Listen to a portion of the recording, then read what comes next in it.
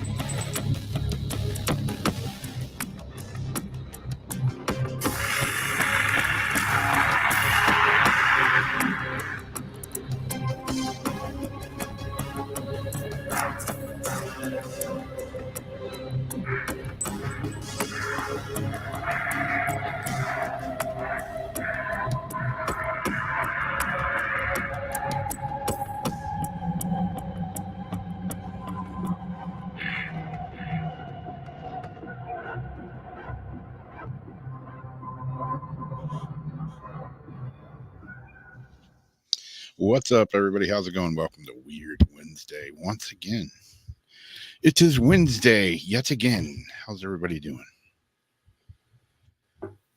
How you doing, Jamie? Doing pretty good. How are you doing, Rob? Oh, I'm hanging in there. Well, the good thing is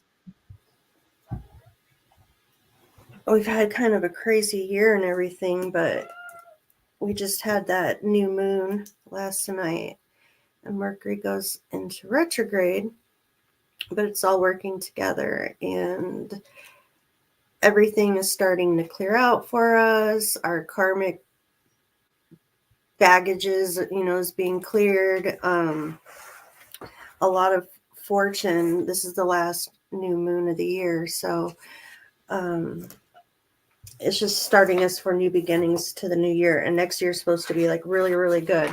So even though it's Mercury retrograde, and I know people freak out when they hear Mercury, retrograde, like, oh no, the worst of it's probably going to be some technical problems. It's all just going to be playing off of the last one we had, where you had to really, pick and choose a side and what you wanted to focus on, and getting rid of the things that don't serve you anymore, the things that you just don't have room for in your life. And from everything you cleared out then, now it's just checking back in on you. And it's like, okay, now you've got, the room, you've got rid of the people you don't need. There's room for the right people to come in.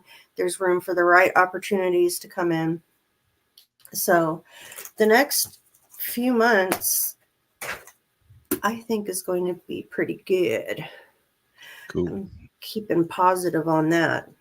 I could use pretty good. That would come in handy.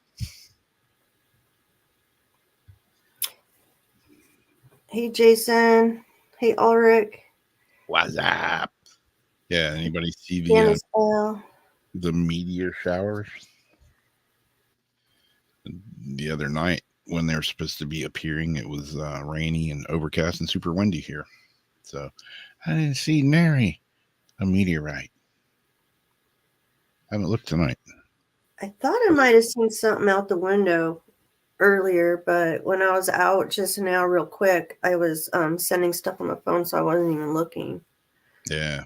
But it seems clear enough that I might be able to check some stuff out after the show. Yeah. Yeah, it was, man, we had the other day, I think I texted you right during that. It's like I was just sitting here in the house.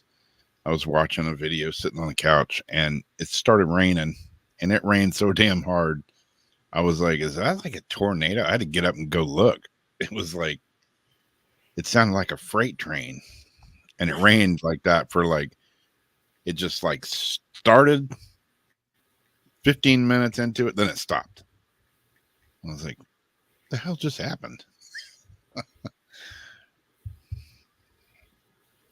And that was Ugh. around the time they had them tornadoes in Yeah. Tennessee or the Yep. floods. Yeah, tornadoes. Yeah. Snow. Yeah. I don't know what snow is. And I'll just keep it that way. I know snow is cold. Me and it got like 45 here the other night. And no, I don't even have any long pants, I don't think, so I got some sweatpants. So yeah, me and cold. We don't get along, man.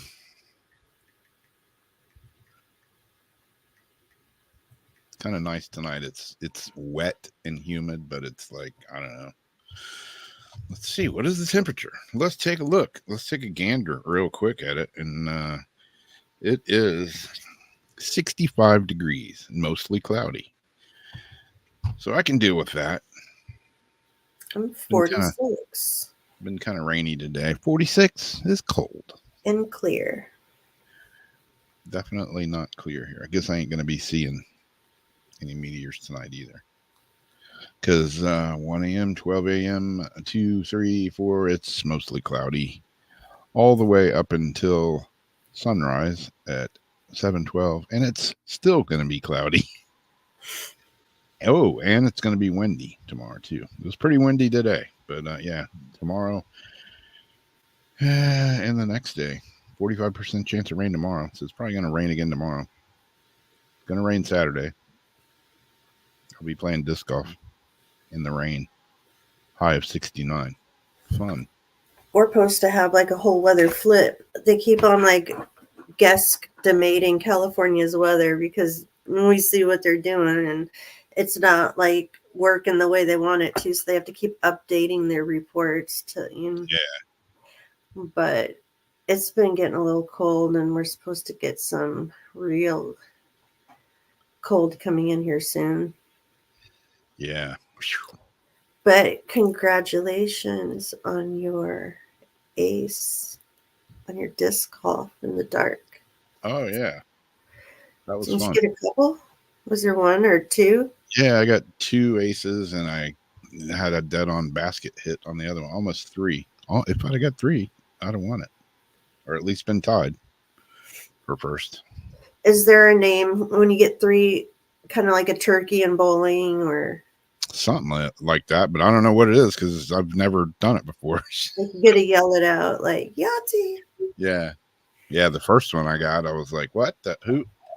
Did I throw that? Yeah. Really, for real? Yeah. And then I went and played a regular tournament the following Saturday, and then it was back to reality. I'm like, okay, now I'm back in my normal place, which is last. But you know you got it in you. Yeah, the disc gods were with me that night.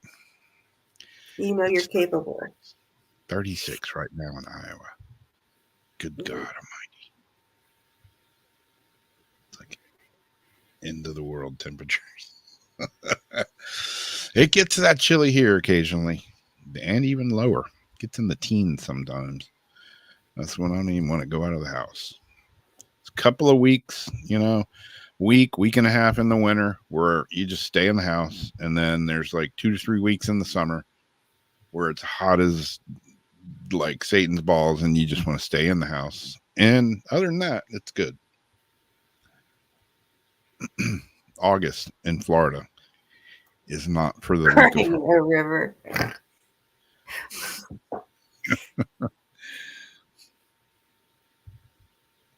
Damn. Are you feeling any better? Me? Both of you. Jason had a chest cold, and I think Oh Todd's yeah, sick, and yeah. all you guys get at the same time. Mm, thank God. Knock on wood. You're good. Yeah, I got everything else wrong with me, but I'm not sick right now. No, but Jason and Todd both came down, I think, with horrible sinus, like yucky stuff at the same Yep. time. Yep, mystery colds nowadays. Not just a regular cold. It's like cold and syrup. Mystery from China, and they're all like mystery from China. This mystery other thing from China. Gina colds. Yeah. This flu is like supposed to be the same as like the new COVID. Something said like Hmm. whatever. Yeah. Not looking forward to any bit of sickness. Mm-mm. But the only sickness I get is after the big sprays.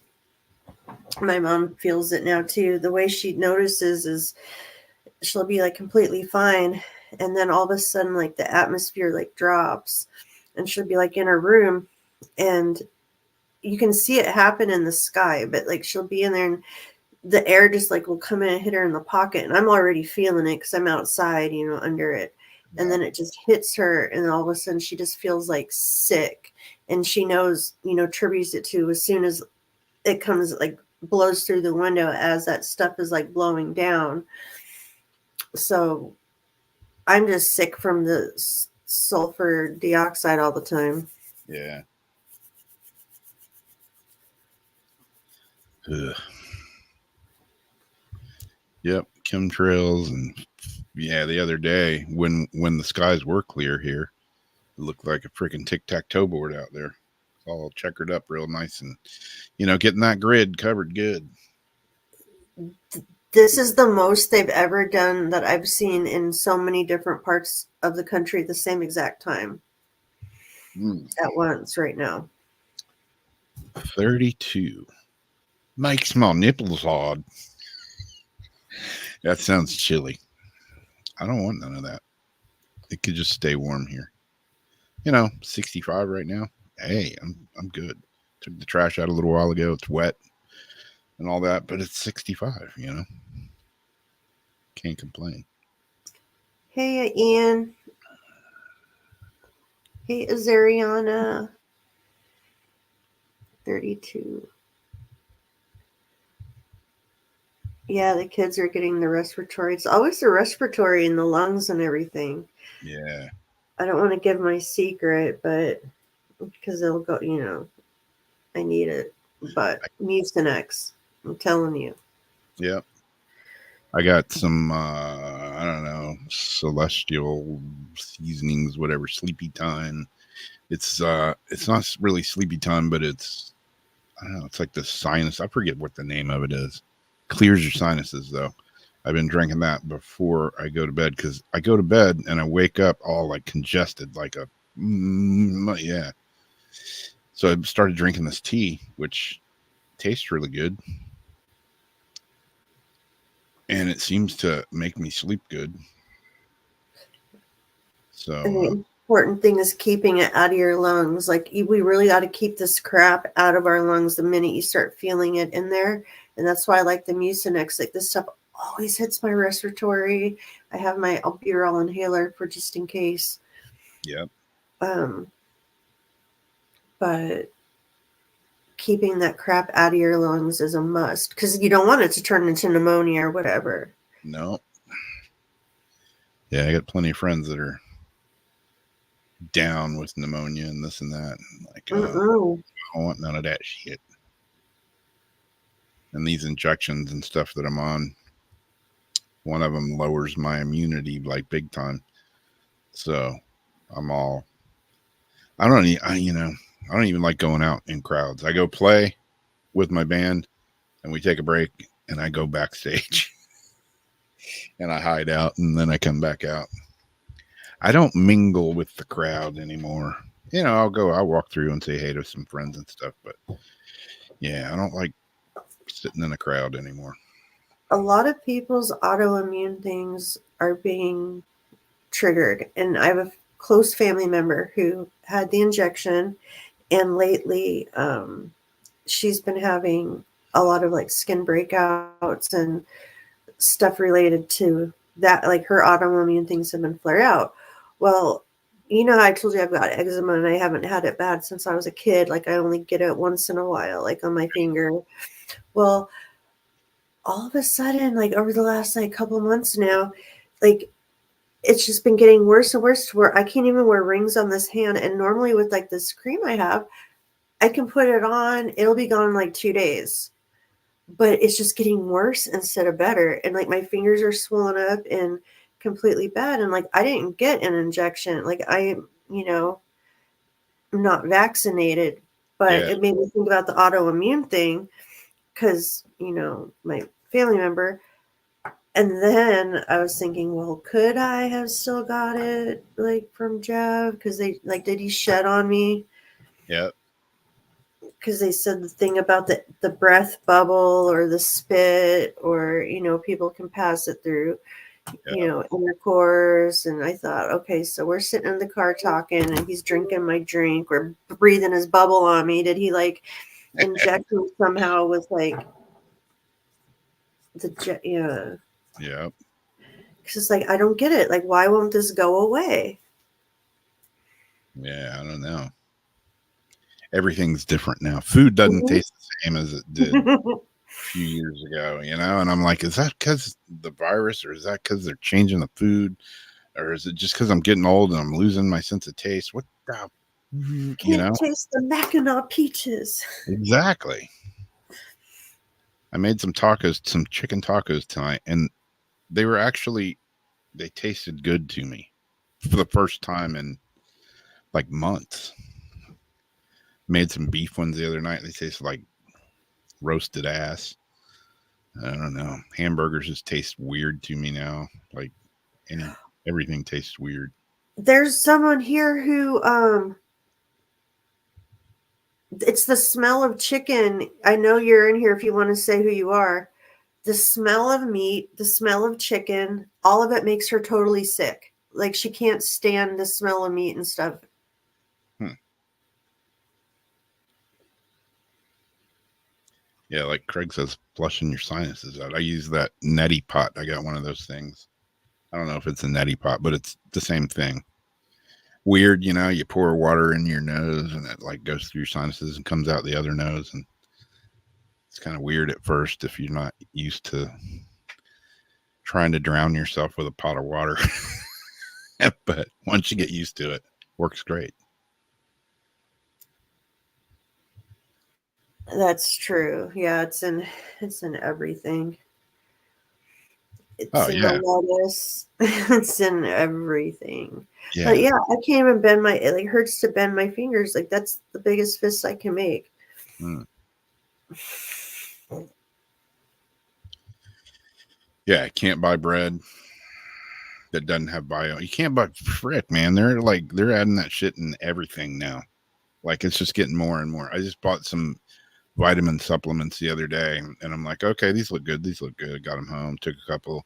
I'm reading the back and contains bioengineered food product and a freaking vitamin. Okay, cool. Do you see how fast food is going bad too? Like Oh yeah. bread Yeah. spoils super fast, the fruit, like everything's spoiling faster. Or then there's the mystery produce that stays fresh like 3 weeks longer than it ever should, that you Yeah. kind of wonder about. Like it's all big and perfect and doesn't taste like a blueberry. It Yeah. bounces like a rubber ball. Yeah. I've been trying to eat a lot of salad and stuff.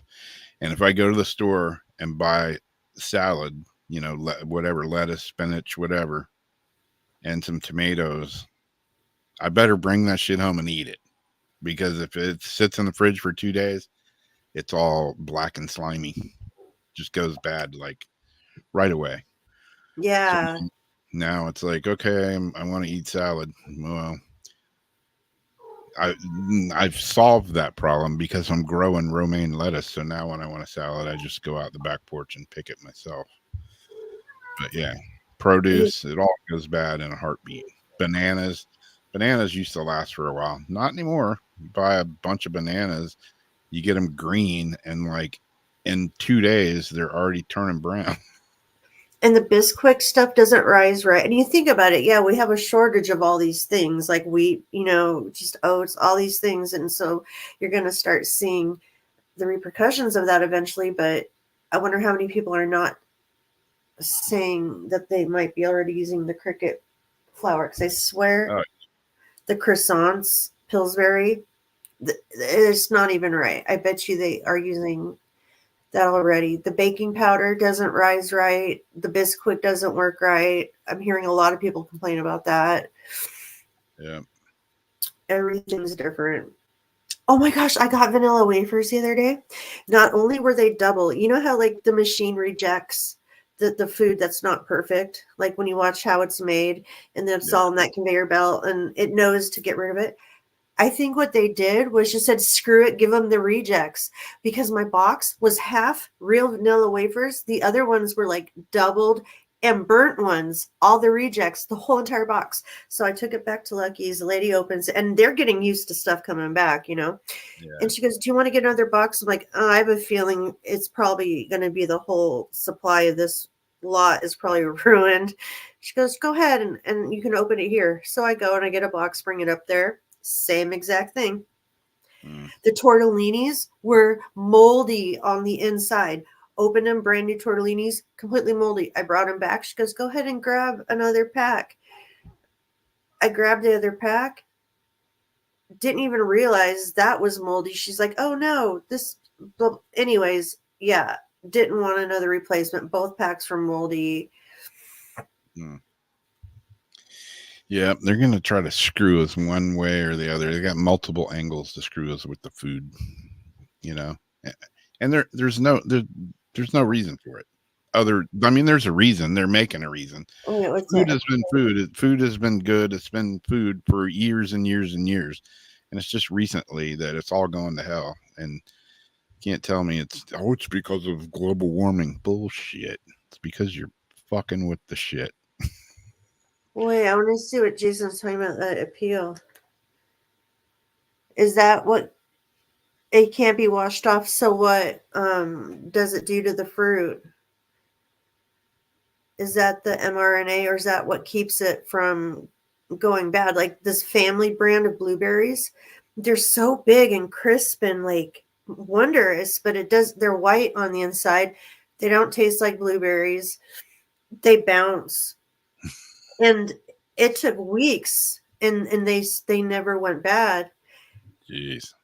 I was convinced that there's some sort of, and then there's certain strawberries that when you cut them, the texture is different. Not like foam, but the texture of the strawberry is different. Like,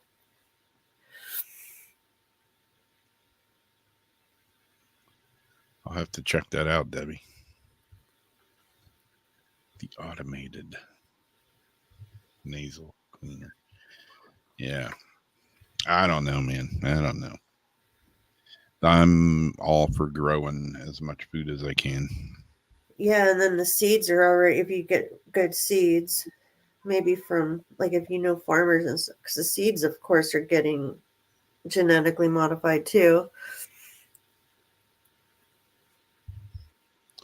Oh yeah, I drink coffee every day, but yeah, I know it's a dumpster fire of all kinds of shit in their coffee. Yeah, you don't want to look at coffee or peanut butter. Yeah. Yeah, I think I've seen that name, Debbie. Oh, it preserves it. That makes sense then. A canned ham from '98. I got some groceries, some canned goods in my cupboard right now that, I just bought stuff that, just to stow away. And a couple years ago when the shit was about to hit the fan, and I was looking at it the other day, and I'm like, okay, these beans they expired April of 2022. Should I throw them away? Like, they're probably still good, but I mean, they're like probably over a year ago. It's like, I don't know if I want to eat these. But then again, if you're starving, you don't give a damn, you know. But I got some. I was gonna make biscuits and gravy the other night, and I got the sausage out and I cooked it all up, and it's looking all good. And I put a piece in my mouth to taste it. Oh hell no! The whole pan right in the trash. Something was wrong with it. It tasted like what are those warheads? Sour candy. What? Yeah, it was sour. Like, sour sausage? yeah, and I went Whoa! looked at the wrapper and I'm like, what the hell kind of sausage did I get? And it was like country mild, Jimmy Dean sausage. I'm like, oh hell no, I ain't eating this. And I ain't giving it to the dog. That shit went right in the trash. You I should have know. took it back, but yeah. And the thing is, that's all we're going to be able to do is just keep taking it back until it's just the way it's going to be, because we're in a food shortage and it's probably going to get worse. Hopefully not, but And no reason for it. there's no reason for it. Other than they're making a reason. Yeah, shutting down factories that make certain that was products. It. Jimmy Dean Sour Patch sausage. That was it for sure.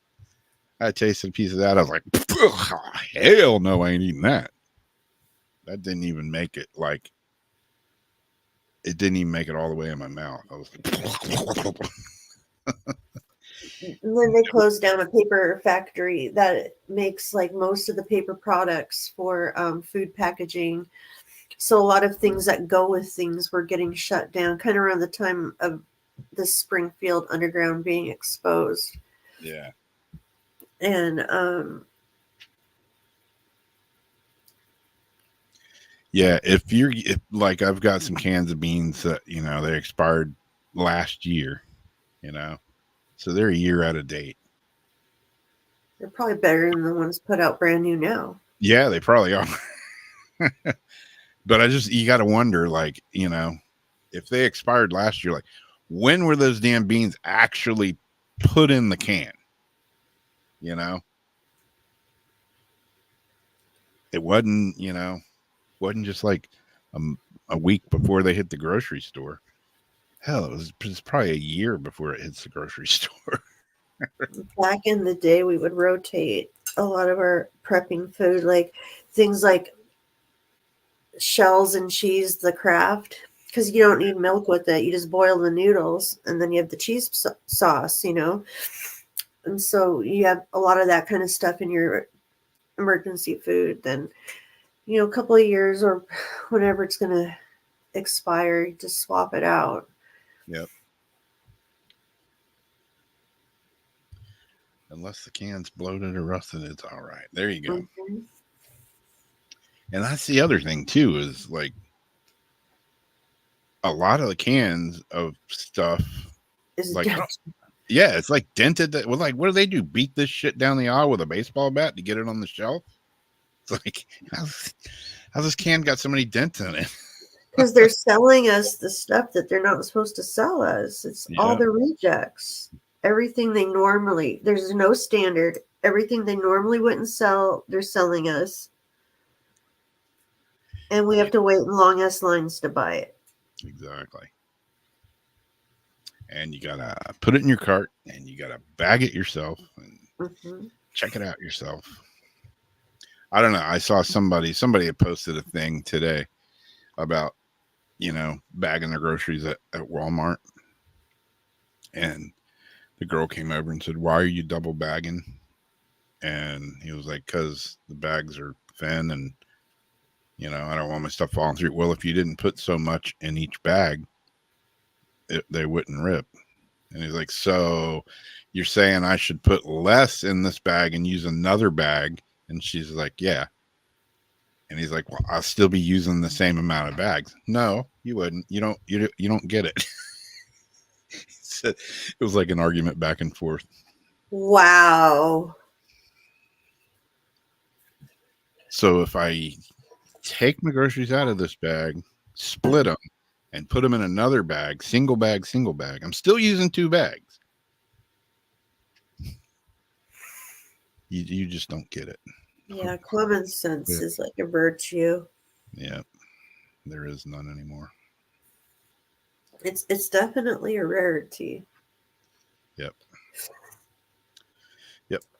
Farmers markets is the way to go.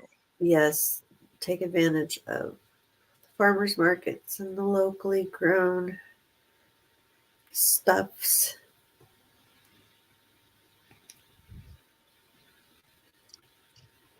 Oh, don't even talk to Jason about ramen noodles. I don't eat it anymore, but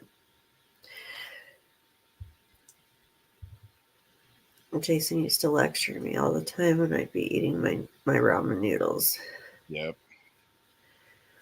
Super AI supercomputer that simulates entire human brain will switch on in 2024 in world first test that could create advanced AI. It was announced by researchers at the International Center for Neuromorphic Systems.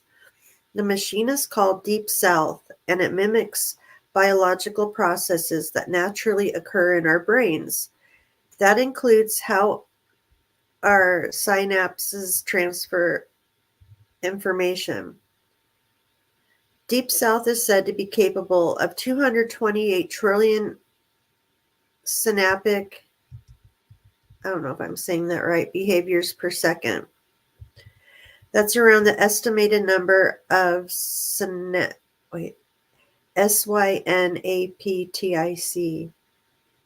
synaptic operations happening in our brains. It's hoped the machine can help to unlock mysteries about how the human brain works. Experts think it could also play a role in creating advanced AI technology. Experts. The machine plans to mimic the brain. The machine's plan to mimic the brain could help researchers design more efficient AI models.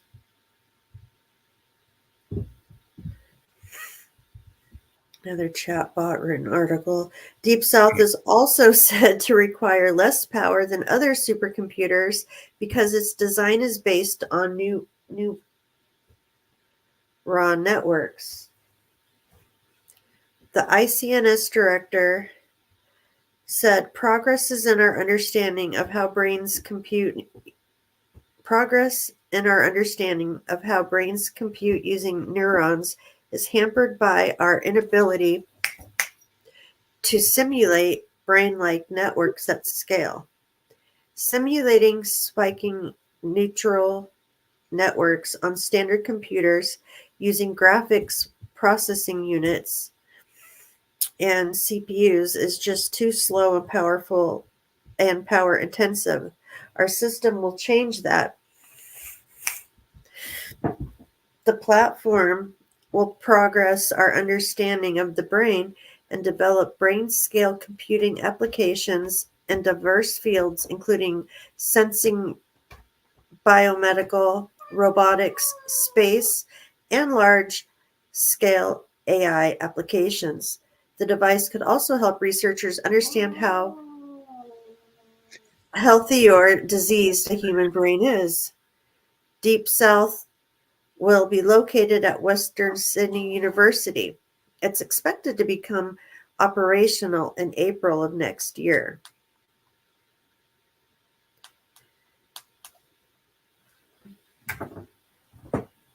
Cat was sounding serious. What's going on? Let come up here. Panda causing some problems. He just wants to go over with his daddy. What's your daddy in here? It's your railroad. Yeah, I think there's already advanced AI as well. I think so too. That's why I don't really understand why. This is supposed to be such a big deal.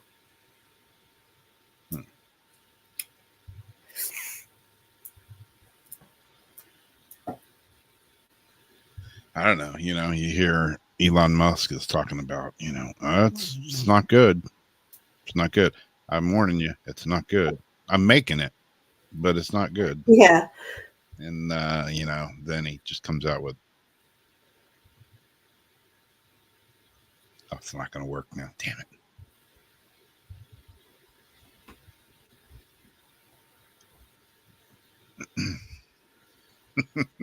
Oh. Let's see if you can see all that in that corner back there.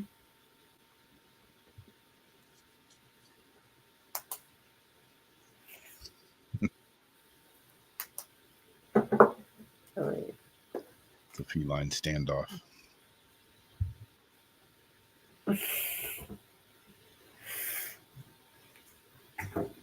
The messy side of the room. Oh, let's see. My whole room's a mess right now. Oh, I disturbed one. Uh-oh.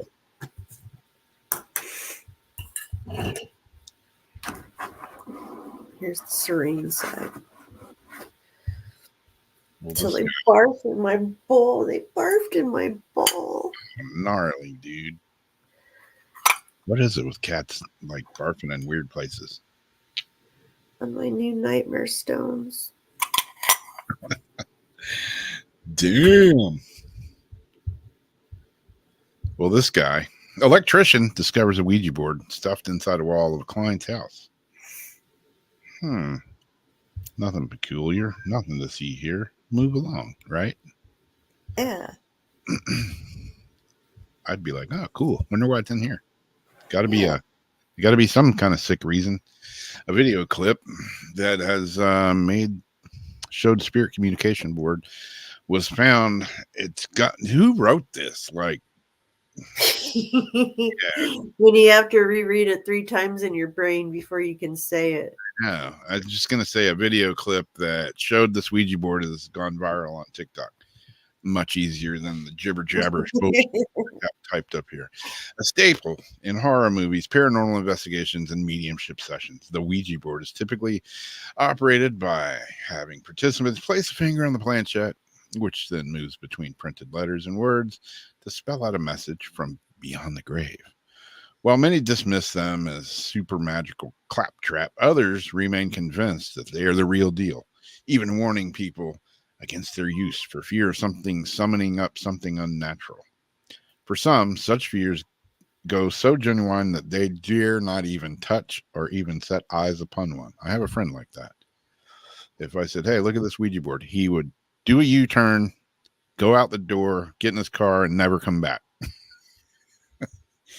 The same guy I told you about when a black cat crossed our path and he was ready to jump out the car door. Such was the concern of Apprentice. I was like, I used to have a black cat. Crossed my path all the time. Nothing bad ever happened. Such the concern of Apprentice electrician recently when he discovered a thin piece of wood stuffed between 2 walls while doing work in a client's house. In the short video clip, he recorded the incident, which seems a little suspect to me. He can be seen flipping over the board to discover that it was in fact a Ouija board that someone had hidden in the wall for reasons unknown. His understandable reaction was to immediately return it to where he found it. Nope, back in the wall, he said firmly, never to be seen. What could have prompted the house owner, or perhaps former owner, to hide the board between the walls? We'll probably never know. I don't know. There's a little video of it, and it seems a little suspect because, like, if he's working, like, why would he be videoing at that precise moment to pull a Ouija board out from in between the wall? I don't know. Could happen, but it seems a little suspect to me. Unless he was doing some heat, those like thermal cameras to look for a leak or something. No, here I'll play the. No, I don't have the video, so never mind. I'm not going to play the video. I just got cat food on my freaking hand. Ooh, what's the smell? That is. I'm glad I'm stuffed up. 3 Speaking, bulls and 5 cats. They're gonna have to figure it out. damn. Yeah, speaking of weird news, that I said last week that, we had a person that jumped off the lighthouse. Yeah. Still, not a word, no nothing anywhere to be found. Can't find out who it is. Can't figure out if they're still alive. Nothing. Zip lipped. Tourist town. Nothing to see. Move along. So they just straight aren't even reporting on it. No. There's a bunch of videos on YouTube, but they're all of people of like Middle Eastern descent, not speaking English, talking about it. So I'm like, what was this guy like? Was he Middle Eastern? What the hell's going on? It's just weird. Yeah. Just weird. There's been a few now. Like, they still have never told us the identity of the guy who tried to rob the Livermore gun store with a knife. And he was trying to steal a gun, supposedly. That's just brilliance right there. Yeah, right. And so, yeah, he got shot. There were customers in there. And I'm thinking, was that like a suicide mission? Like, what the hell is this guy thinking? Well, they go, oh, well, we can't disclose his information. He's from Redwood City, but we have to notify his next of kin. So I'm thinking, because I'm not a cop, what happens if they never found the next of kin? Would they never have to tell us who this person is? Then I thought, well, that's a convenient thing of all these illegals to start doing stuff and they don't want to say what nationality they are or ethnicity. They'll just say, oh, well, we have to find their next of kin and, obviously can't find them or won't look. Like another loophole. But a lot of these people aren't getting identified and it makes me wonder why. It makes me want to know more. Yeah. Who and what, and I want to profile them myself. Typical gun store, there's usually, some like guys that, just regulars that are just hanging out, Yeah. talking whatever and to the clerks and stuff. And somebody comes in there and tries to rob a gun store with a knife. There's a good chance somebody was just like, oh, I've been waiting for this. Because both guys that chill in there, like open, carriers. The people who work there have at least 1 or 2 plus a rifle behind a shotgun behind the counter. Yeah. What the hell are you thinking? Bring a knife to a gunfight, man. Exactly. A knife to a gunfight. People are crazy. Cray. I don't know, Craig. It may have been this person. I don't know. They supposedly, that lighthouse here it's tall, and it's apparently somebody did a digger off the top of it, and they took them away in an ambulance and then the life flight. So that meant they were still alive when they left. Whether they are now, no idea, because nobody has the cojones to report on it around this town. Did the person on the ground that they landed on die? I don't know if they landed on a person. No, I mean what Craig just said. Oh, I don't know. He said I wouldn't want to get hit by a human body falling 200 and something feet onto my head. Yeah, so maybe they survived, but the human trampoline. Yeah. Hey, Gary. Yeah, Debbie, I don't know. It happened a couple of weeks ago, so I don't know. It remains a mystery. Could take the St. Augustine lighthouse. What is it? They call it something. Their paranormal light of the moon tour or something. Could take it to a whole nother level. That's what I was saying. It's definitely on it. Like if there wasn't any doubt before. Yeah. No. Secrets of Area 51. Of course, this is an AI generated image here of the egg. People in comments are like, that's how Mork and Ork Yeah, exactly. got here. A metallic egg-shaped UFO the size of an SUV was kept at the highly classified Air Force Base in the 1980s, a whistleblower claims. An egg-shaped metallic UFO was kept at Area 51 in the 1980s, a whistleblower claims in an exclusive interview with Daily Mail. Engineers at the Nevada Air Base claimed the CIA found the strange craft in the desert and brought it to them for investigation, but later shipped it to another base after they were unable to get inside the object. I wonder if they x-rayed it. Eric Tabor has been a defense aerospace contractor for 13 years and has held a security clearance to work on military aircraft.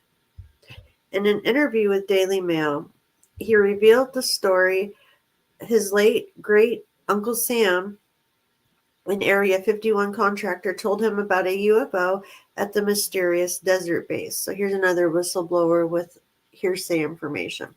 Yep. And an AI-generated image.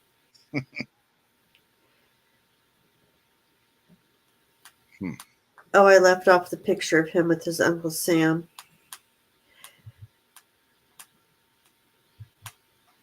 Tabor testified in May to the Pentagon's UFO investigation unit. The claim, through an unverified story from a now-deceased witness, is part of a long history of rumors about potential extraterrestrial craft or futuristic spaceships stored at the Nevada Desert Air Base near Groom Lake, north of Las Vegas. The news comes after whistleblowers told Congress the government has a secret program to capture crashed or landed non-human vehicles and has for decades been attempting to glean technological insights from these alleged out-of-this-world objects. The claims have prompted lawmakers to draft legislation to disclose any such programs currently working its way through Congress.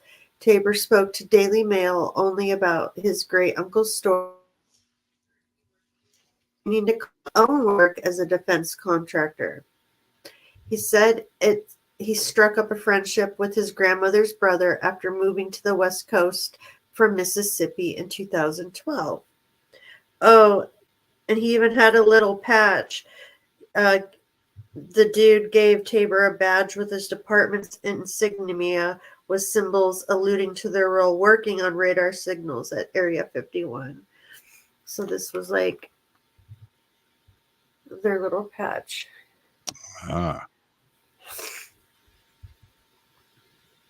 The younger engineer said he repeatedly quizzed Urquhart on the truth about rumors of aliens at Area 51 and was always brushed off. But one day Urquhart relented, and Urquhart's the one that gave him the little patch. My great-uncle served in the Air Force for 28 years. E8 rank, equivalent to a first sergeant. He told me he worked at Area 51 from 1997 until 2014. Urquhart began his job at Area 51 working for a defense contractor, which later partnered with somebody else. He was head of security for his engineering group and a data configuration specialist. His group did radar cross-section testing. I kept asking him about UFOs. He said, I know nothing. And then one day we were on his back porch, and he said, okay, I'll tell you about one craft that I know of. He said, when I first got there in 1997, I had a personal conversation with a senior engineer whose group was tasked with trying to reverse engineer an object that was brought there by some CIA people in the 80s. It was supposedly just found in a remote desert location fully intact. The senior engineer, and he's like way up there in rank, EG and G, described to my great uncle that it was egg-shaped, about the size of an SUV, smooth and seamless, metallic-looking, silverish gray in color, with no control surfaces, no flaps, no inlet, and no exhaust, and no writing or symbols on the outside. These are the best and brightest engineers you can think of. They tried to no avail to figure out what the power source was, how to activate it, and how it works. They tried to induce electricity to it. How do they even know it was something that flies if they just found it sitting on the ground? Like, what made them think it was something that flew in the first place? Did they find the remote control that you control the 5 different levels of vibration? Yeah, they just didn't have the batteries. Um,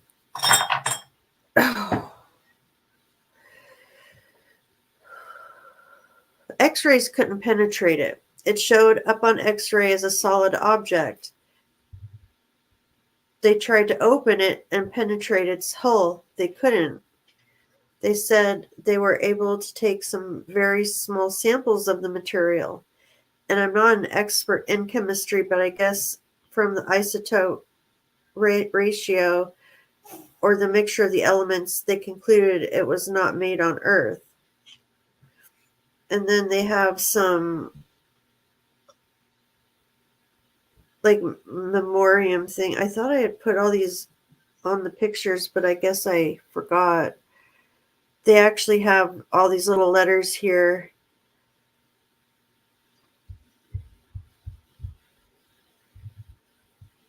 talking about the situation. Hold on. I don't think you'd be able to get these up there, though. I was looking at that picture, looking at that guy going, who does that guy looks for? And then I The saw, guy, the bald guy? yeah. And I saw Yeah. Joe Fox's comment. Looks like Fetterman. Yeah.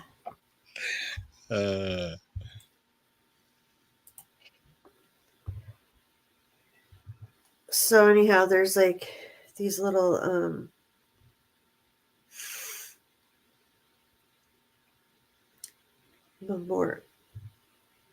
memos. Send it to you. Yeah. It's a capsule, you know. What if it is just a solid damn object? Mark from the planet Orc came in. Who knows, man? Who knows? Who knows what they have that they're not telling us? I'm sure they've got plenty of stuff they're not telling us. Do I know that for a fact? No, but you know, I know. I just sent you something. I don't know if you can put it up or not. It's not a big deal. Some things you just know. So they go on just to talk. There was more shocking twist in the story.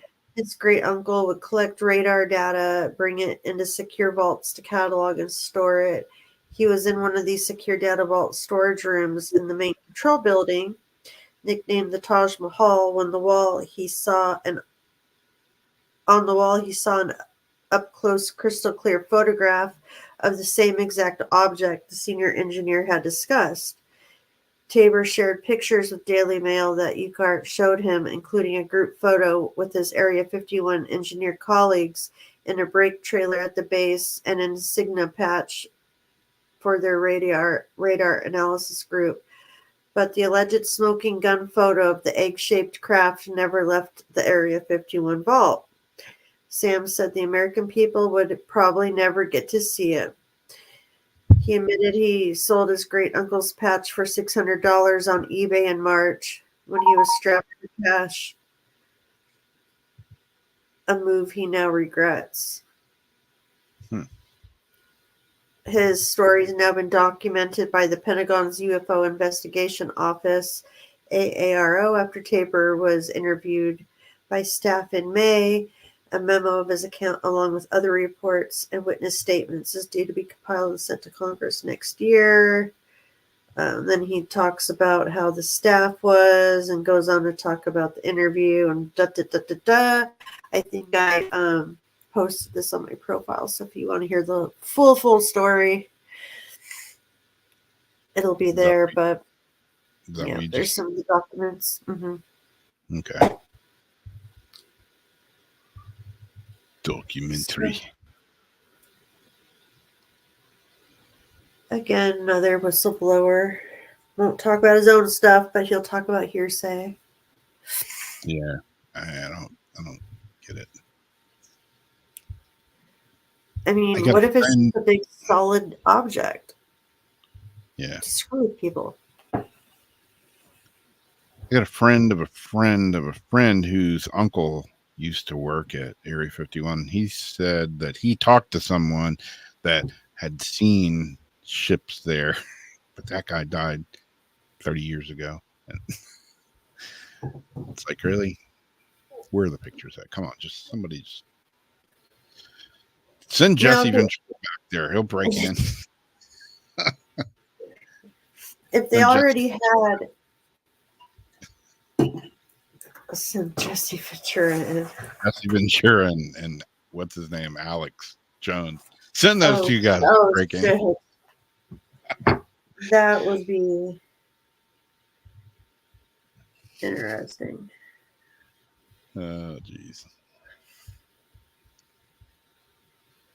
But if they had a picture of the egg on a wall down there and then happened to find this egg shape laying out, then maybe I could see something like, oh, wait, that looks like that picture we've had on our wall. But what All would these, make you think that it was a flying object? yeah. I don't know. The last whistleblower, was talking about nine spaceships, supposedly there. I always go back to this right here where, Bob Lazar says, told you so. How many years ago? Everybody said, oh, he's full of shit. He never even worked there. He's making Yeah. them all. Los Alamos. He was never there. No, he wasn't there.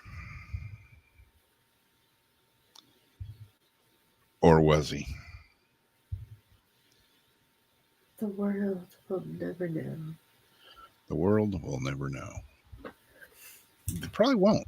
I don't know. Here's another kind of stupid one. I haven't been too happy with all the articles that I've been finding lately, because they're just like hearsay, there say, he said, she said. There's no. And that's how it is again. It's just it's all crap getting mixed together again. Yeah. So we got this guy, Bigfoot enthusiast, photographs huge 5-toed print in West Virginia. Okay, yeah, it looks pretty big. 9 inches. That's impressive. No matter how you measure it, right? No matter what it is. So the footprint, which measured around 9 inches in width, was Does that have an found. extra toe? Yeah, is there? I don't know. What's that sticking out? 4 or 5. Oh, yeah, on the side. Picture. Yeah, I don't know. I was wondering that too. Like what that extra toe a dog has? Yeah, a dew claw. The footprint, which measured around 9 inches in width, was found in a patch of mud in Ritchie County. There are a few cryptozoological creatures that have generated as much debate and intrigue over the years as Bigfoot. A large, hairy hominoid said to roam remote forests of North America. For many, Bigfoot is little more than a myth, while for others, the existence is undisputed, often due to a personal experience that has left little to no doubt in that person's mind that the creature is the real deal. One individual would seem to fall firmly in the latter category is Chuck Headley from West Virginia, who recently took the Bigfoot Believers Facebook group to post up a couple of snaps of something that he believed to be evidence of the creature's existence. What he found was a large 5-toed footprint measuring approximately 9 inches in width. Sure enough, the images he posted do show of what appears to be a large footprint, but other users were quick to point out that the absence of any other footprints in the vicinity was a bit suspect. That was the first thing I thought of. With only one print, another user commented, "Why is there always only one footprint? What? Bigfoot only hops on one foot and then lands a mile away?" Like Mario Brothers, like Yeah. doink, Doink, doink. doink, doink, doink. Could it have been left by some other type of animal? Could it be a hoax? You decide. Yeah, that was the first thing I thought. If there's a footprint right here, there should be another one up here somewhere, you know? Like the commenter said, what does Bigfoot hop on one foot and hops and lands a mile away? Maybe it's not his foot. Maybe it's not. Maybe it's just a regular person's foot that stepped in the mud and slipped, and just kind of went sideways a little bit and back. I don't know. Maybe it's Bigfoot. He's got little toes for such a big foot. I think his big toe would be bigger. Kind of looks like water, some sort of weird erosion. Yeah. But that little thumbprint, like somebody's hand slipped and that's just their like itty bitty fingertips on the end. I don't know what that is. Yeah. They got it into the got it in the Bigfoot believers group. Yeah.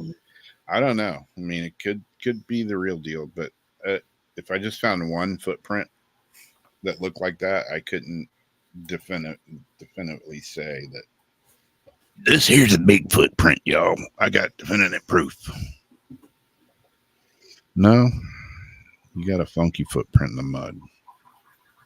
That and a bag of Fritos, you have a snack. You have a snack that smells like a dirty foot. Fritos. Fritos. Fritos. Fritos. Yep. 9 inches, Debbie. And Jason says, big toes seem to be affected by having worn shoes. Yeah, could be. Or could be like I wear these barefoot shoes now. So, maybe it's that. Those are so lame. Barefoot shoes? I love them. Really? I do. That's all I like to wear now. Like just be barefoot, or you actually wear those barefoot shoes? No, the shoes that are like next to being barefoot, but you actually have a sole on the bottom of your foot. I bought them for water shoes. I wonder if they're the same ones I'm thinking of, because when I seen some, and this is like way years back, they were so ridiculous looking. Yeah, I wore them at the gig the other night, and Teresa, the girl in the band, she was like, "Are you wearing your water shoes?" I'm like, and I had socks on too. I'm like, "Yes, I am, and I don't give a damn. They're comfortable. I may look like a total reject, but whatever. I ain't out to impress nobody. I'm living a life of comfort." They're like rubber and had like each individual toe or something. Yeah, they're not like I forget what the ones are called that were real popular for a while.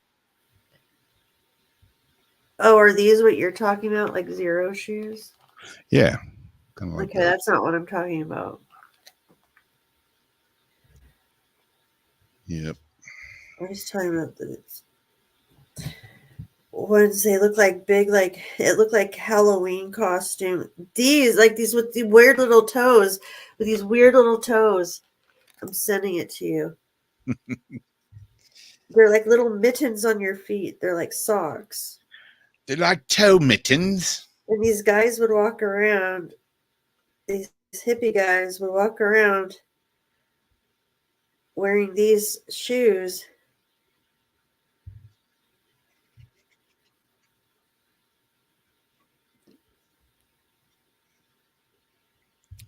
And then they have like the sneakers with the toes. Yep. Yeah, I love them. I don't give a shit. The ones I'm showing you? I don't know. I got to look and see those. Oh. I ain't out to win no fashion Because statement. maybe, I'm missing something. Maybe they are super comfortable. I just think they look silly. Like, why do you need tennis shoes toes?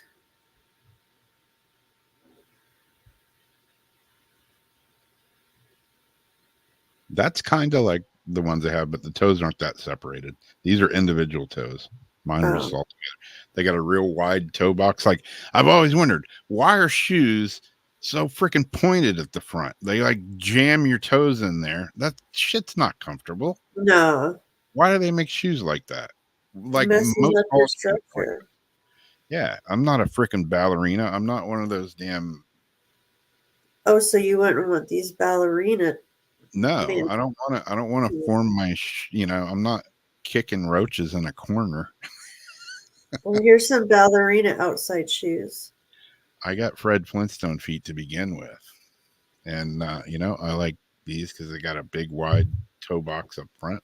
They don't cram your toes in there. They feel good. I like being barefoot Look at anyway. those. These are like tennis shoes with little toes on the ends. Yeah, kind of like those. These ones have ballet ribbons on them. No, don't want those. Hmm. And these were the ones that the hippies would always walk around wearing. Yep. And it just drove me crazy because they would almost look down at you if you weren't wearing the barefoot. They're like, but they're totally organic, man. How can you be walking around wearing those blah, blah, blah, blah, blah, shoes on your feet? Don't you know how many rainforests get killed? Like, dude, don't look down on me because I'm not wearing toe shoes. Yeah. Whatever. I don't give a shit what anybody thinks about my shoes. They're comfortable and I'm No, I wearing say rock them. them. They ain't on your feet, so don't worry about my Yeah. shoes. You know, If you like them and they're comfortable, rock them. if my shoes bother you, well, hey, that's just cool with me. And I was just turned off by the people that looked down at me for not wearing them. Yep. I was gonna try. But I don't understand. But I also, even though I do have a pair of them, the socks that have the little individual toes. Yeah. Someone gave me a socks. They're like rainbow. They go up to my knees, and every little toe is like mittens, and they have a different color. And I tried wearing them. It makes your toes all spread apart and be weird. But then I'm looking down, like this just feels weird. I can't have my toes separated. Like I'm just weird about my feet. Yeah, I remember you telling me that,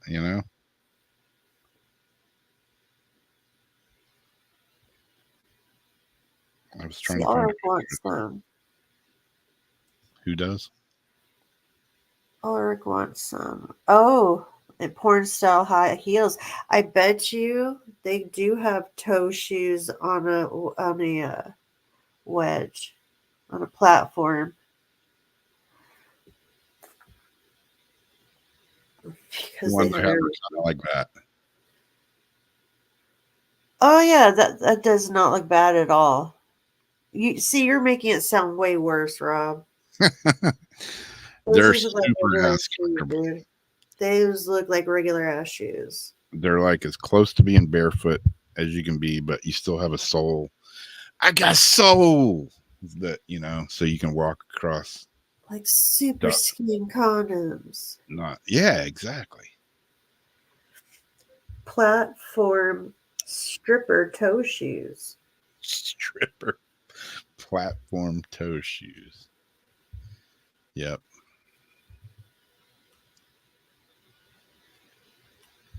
Yeah, I've even worn socks and sandals before too, because like I say, I hate shoes really. Even though I'm kind of a shoe hoe, I got a bunch of shoes. But yeah, when it's cold and you just got to run out, to grab the mail or something, I'm like socks. I'll just put my flip flops on.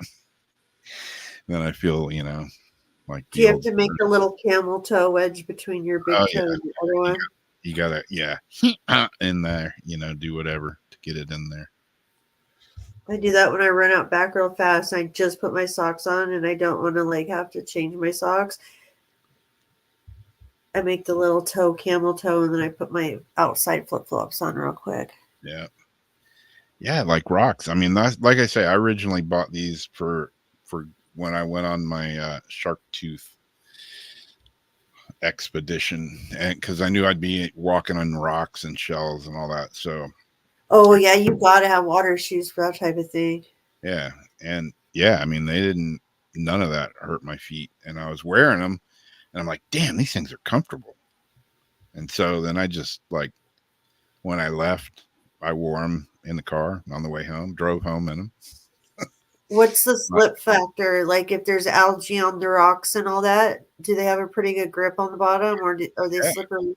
nah, they grip good, and yeah, I don't know, man, I like them. I had shoes when I'd go dredging and stuff that were good for the anti-slip of the rocks. That's the one thing I want for Christmas is another pair of those shoes. Really? Yeah, I'll just be done with regular shoes. These things are so comfortable. They do look like regular shoes, kind of though. Or like if you look at what Skechers is coming out with now, with like the slip-ons and the slip-ins and the um, don't have to lace this, don't to lace that.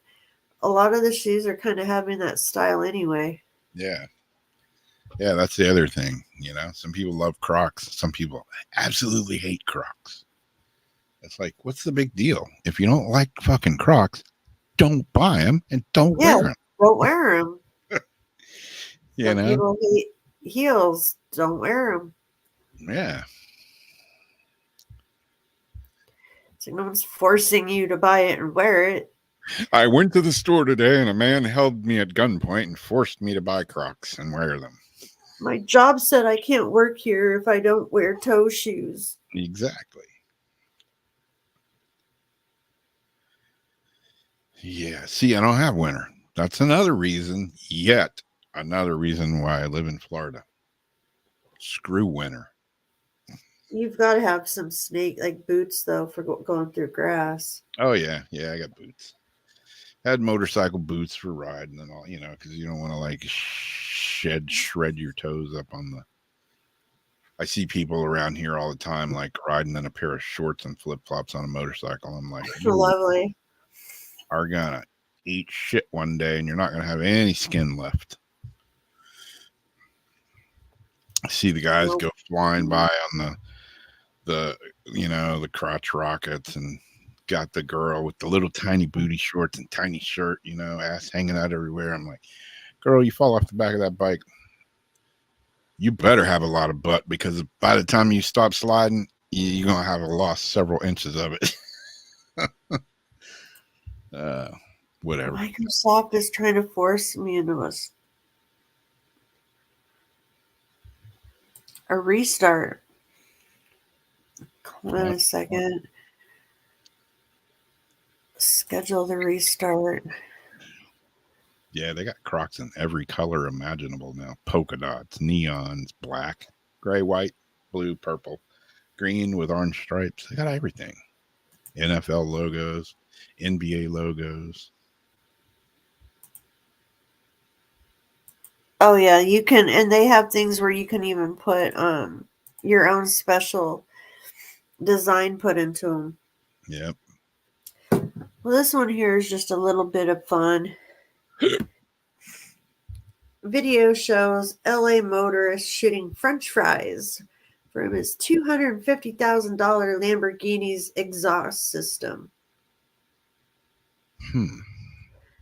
I pictured him driving down the street doing it, not knowing what all it would entail, but a man in Los Angeles has gone viral after a video shows him shoving McDonald's French fries into the exhaust system of his $250,000 Lambo. Despite concerns the stunt might damage the exhaust system, the video shows the fries shooting out of the car's exhaust pipe, soaring into the sky. Los Angeles resident Gabriel Fernandez captured the video and shared it with Storyful, stating that his friend got the idea to dump fries in the exhaust pipe of his car after they stopped at McDonald's. We thought it was a bad idea since it might have gotten stuck in the exhaust system and not have gone out. But in the end, it all ended in a viral snowy French fry video. They just are just gambling with a $250,000 car. Well, if you got a $250,000 car, you probably got AAA to the max, and you got a $250,000 car, so you ain't worried about if you mess the muffler up. You'll just call daddy and say, "Hey, my car ain't working. Can you pay for it at the shop?" Well, we got a video of him doing just that. And I do believe it wasn't just French fries, but I think I seen the wrapper flying out of it also. There's wrapper, there's all kinds of stuff. You see that, right? The actual packaging fly out. Yep. Here we go. This is what you do when you have a lot of money. Fancy car.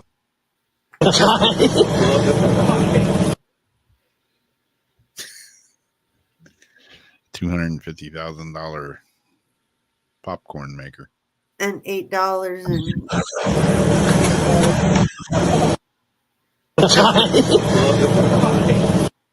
tell me they weren't stoned. They should have been out there trying to catch them in their mouth after. Exactly. It's rain and French fries. So yeah, that went viral. LA motorist shooting French fries. Expensive potato gun. Wow. Oh, I used to shoot stuff out of my people's exhaust pipes. Not like. I thought you were going to say something else for a minute. I was like, wow. I used to, this one time at band camp.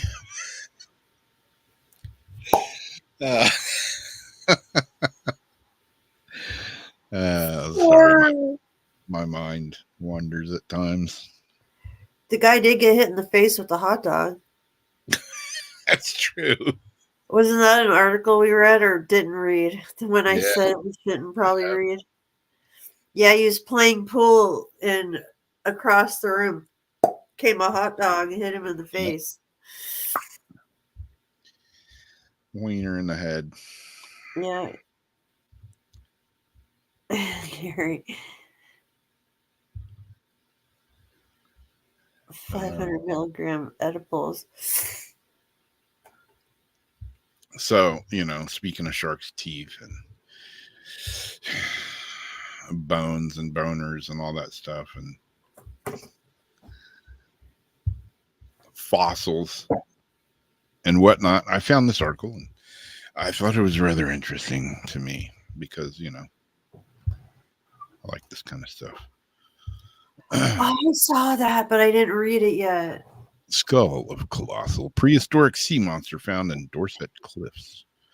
And there is a video to this. I don't think I have. I don't know. Maybe do I have it? I don't know. Do I have it? Yeah, I might have it here. Anyways, yeah, I do have it. Okay, so I don't know what I have or what I don't have. The impressive skull, which measures 2 meters in length, belonged to a particularly ferocious sea creature.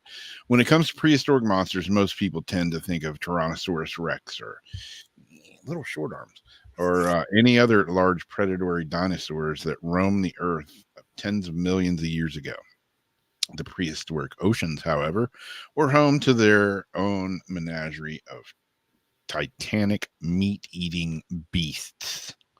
What is that? That there is a titanic meat-eating beast. One of these was the pliosaur, a gargantuan marine reptile that lived around 150 million years ago, measuring up to 15 meters in length. That's pretty big. This huge creature feasted upon various species of fish as well as sharks, ichthyosaurs, and any dinosaurs that had the misfortune to venture too close. Now, paleontologists have succeeded in extracting a 2-meter-long pliosaur skull from the cliffs of the Dorsets, Jurassic Coast in England. The specimen, which is remarkably well preserved, will be the subject of new Sir David Attenborough's documentary due to air on the BBC on New Year's Day. See, why can't they find, like, Bigfoot skulls and skeletons and stuff? They just find a pliosaur from 150 million years ago. It's one of the best fossils I've ever worked on, said paleontologist Steve etches. I don't know. What makes it unique? Why do all these articles have people with really hard to pronounce names in them? What makes it unique is it's complete. Worldwide, there's hardly any specimens ever found to that level of detail. Of particular note is the creature's teeth, all 130 of them, razor sharp and with fine ridges designed to shear through flesh. They would have ensured a swift end to anything unlucky enough to find itself in the mouth of one of these colossal predators. The animal, which has been so massive, I think it would have been able to prey effectively on anything that was unfortunate enough to be in its space, including dinosaurs and T-Rex with its short-ass little arms. I have no doubt that this was sort of like the underwater T-Rex. And yeah, I think there is a video here somewhere. Here it is. This is my local gun store dealer's name is T-Rex. He's my small arms dealer. He's a small arms dealer. His name is T-Rex. That's perfect. Okay, here's the video that goes along with it.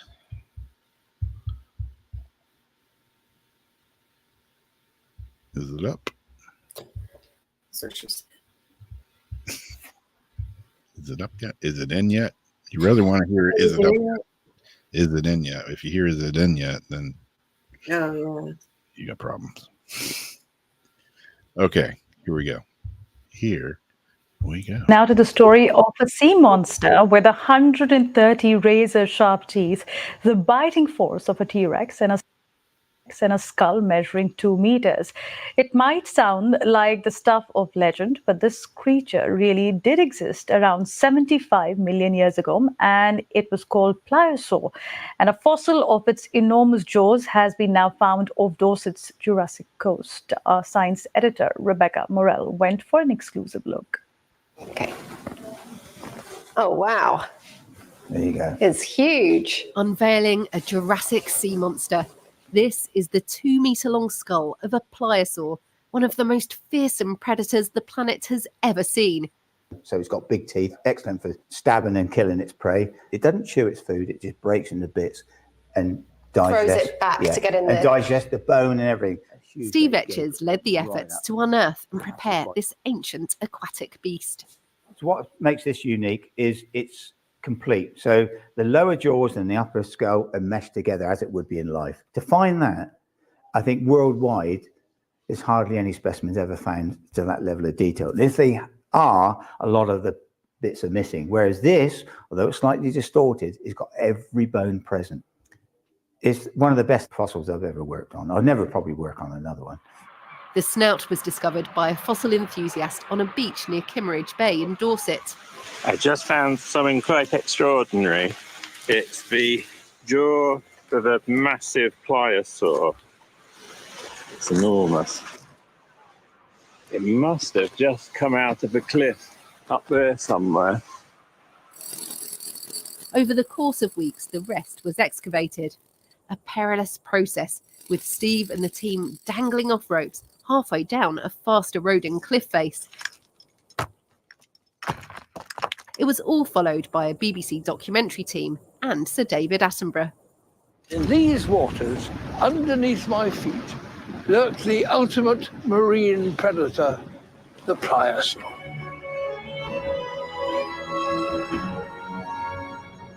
This gigantic reptile lived 150 million years ago. Reaching more than 12 meters in length, its bulky body was powered through the water with huge paddle-like limbs. It would have terrorized the oceans. So what we're looking at here is a surface scan of the skull of the pliosaur. Scientists have scanned the fossil to try and learn more about its bite with its 130 razor-sharp teeth. They've calculated it had a bite force similar to a T-Rex. I think what we're looking at here is the top predator in the environment. You know, this animal had a huge bite. It would have been able to eat pretty much everything else that was around in the water at that time, including some other very large animals as well, other pliosaurs and plesiosaurs, ichthyosaurs, other marine crocodilians as well too, would all be potential prey items for this animal. The dark clay of Dorset's Kimmeridge Bay is rich in fossils. Why is that? 150 million years ago, this whole area would have been a tropical ocean. And the cliffs behind me were the mud on the sea floor where the bodies of prehistoric sea creatures were buried. And there they remained, hidden away for millions of years. It's only now, as the rocks crumble, that these fossilized skeletons are finally being revealed. So yeah, that'd be a pretty cool find. That's better than finding a shark's tooth. You find the whole skull and jaw with all 130 teeth. Savage. The way those other teeth, that could go through a turtle so easy. I mean, just the way those teeth are designed, just to make sure if it misses, it ain't missing. Exactly. Lots of backup in there. Oh my goodness, that thing is savage. And it Yeah. looks like it'd be a deep diver the way the eyes looked. Yeah. I've seen those like in all my like fossil books and stuff, people talk about them. And I've seen like drawings of, what they would be perceived to look like. But yeah, man, imagine coming face to face with something like that. You're underwater, you open your eyes. It's like, holy shit. Thought the Megs were bad. This thing's even way more savage. That it could probably eat and kill a Meg. Yeah, that would be scarier. I mean, a shark would be scary to run into, but for some reason, that's like being in the water with a dinosaur. Yeah. That's cool. That 350. That damn Loch Ness monster owes me 350. I want my $2. Was that South Park or Family Guy? 350. 350.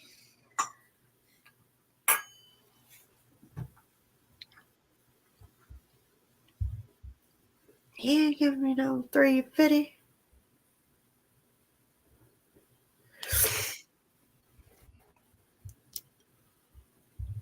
South Park, yeah.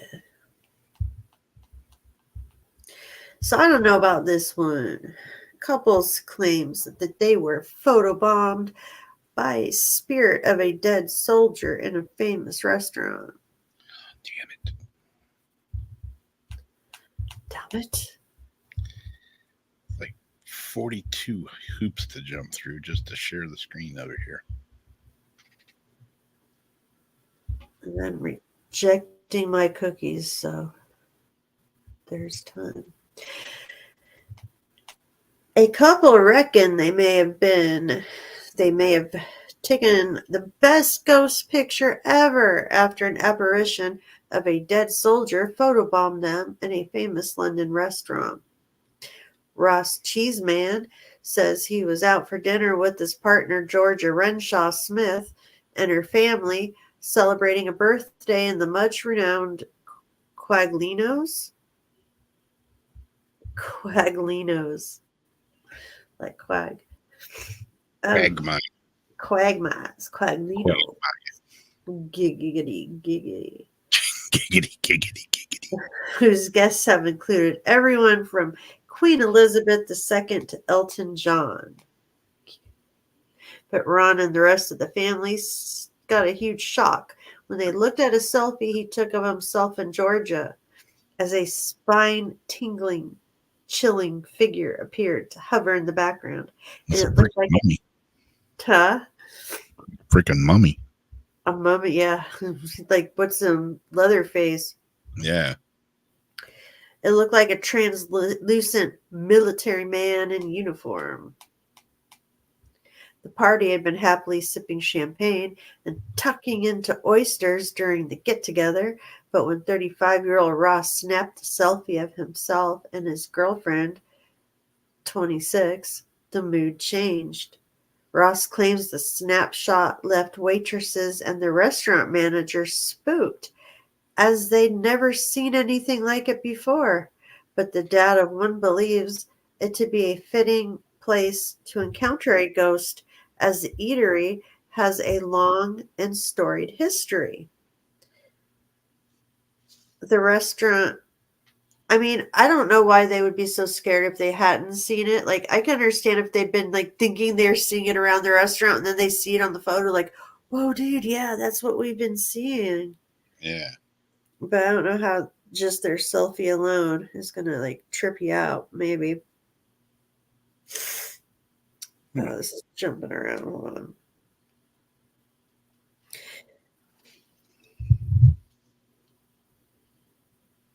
It dates back to 1929, has been a favorite among celebrity A-listers as well as a string of royals, having played host to Judy Garland's wedding reception of 1969 and enjoyed Prince Harry as a regular in recent years. And I lost the entire article again. Piccolo. Uh,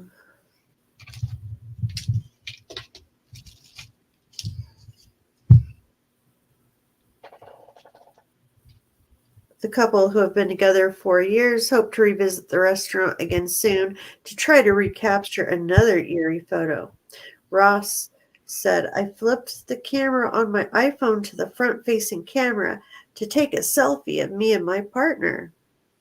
I'd taken one or two photos that my partner wasn't happy with, so I took another.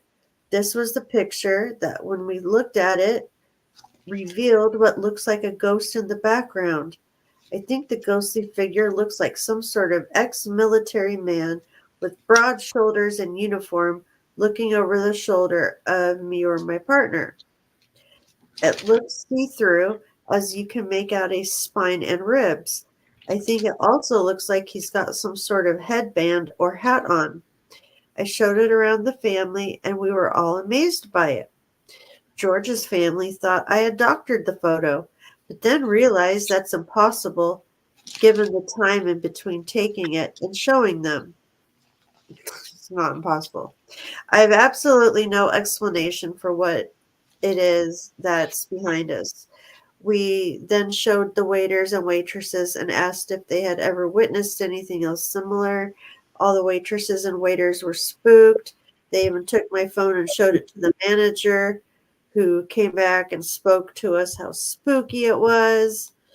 The image was posted online and has received more than 1,600 likes, 200 comments, and 144 shares, with many commenters saying they were amazed by the selfie. One person said, absolutely incredible. Another said, it's a soldier. I can see the camouflage coat and backpack. Wow. While another wrote, wow, amazing catch. A soldier with a beret and glasses. And somebody else said that it gave them chills. Chills and fever. And then they go on talking about like the history of the restaurant. He didn't know if he even believed in ghosts. He's posted on various sites. They're still baffled by it. Yada yada. Pretty weird, when you get a picture back and you see something that looks like that you know wasn't just a bush or whatever, in back of you. I kind of wish, though, that they would have given the other picture. They could have covered her face if she didn't like how she looked, but I would have liked to see the other photos they took in line with it. Yeah. Just as a comparison.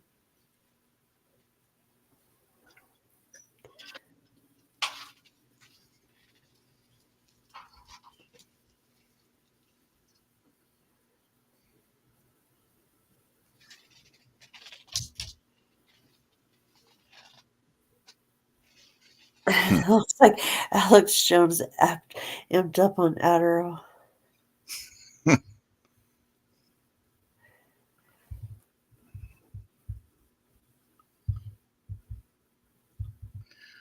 I'm done with my articles.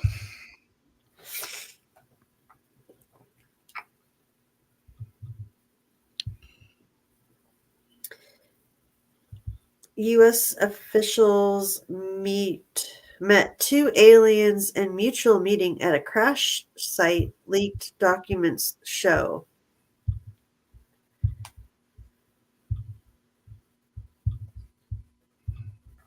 Check the cookies. The most infamous alien crash has finally been confirmed in leaked United States government documents, and it's also been confirmed that U.S. officials met with two aliens at another hotly contested aliens crash site during an official meeting nearly 20 years later.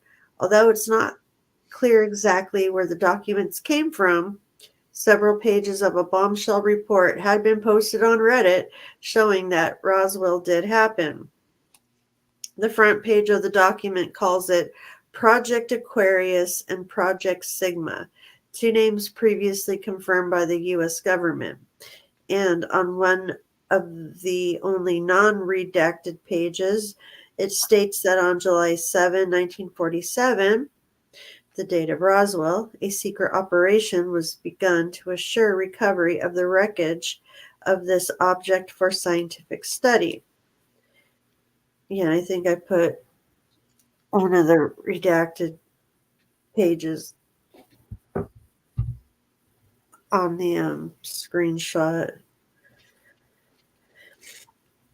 But the real bombshell is several pages in, where it claimed that on April 25th, 1964, United States Air Force intelligence officers have an interested encounter in the desert of New Mexico. This was known as the Lonnie Zamora incident, where a police officer claimed he saw two people beside a shiny object that later rose into the air. It was always denied by U.S. officials, as are most encounters, but the document goes into great detail about what actually happened. It states, as part of Project Sigma, on April 25th, 1964, a USAF intelligence officer met two aliens at a prearranged location in the desert in New Mexico. The contact lasted for approximately 3 hours. The Air Force officer managed to exchange basic information with the two aliens. This project is continuing at an Air Force base in New Mexico. Oh, and then the other one was the front page of the document, references to official U.S. projects. And again, like, we don't know where like these covers come from. The documents also highlight other projects such as Snowbird, which confirms a mission to test fly a recovered alien aircraft. A note at the bottom of the page states that the declassified version of the formerly top secret document has an authenticity probability of 90%. Previously, similar documents have been partially ruled as bogus by the FBI, but no comments have yet been made on the latest bombshell leaks.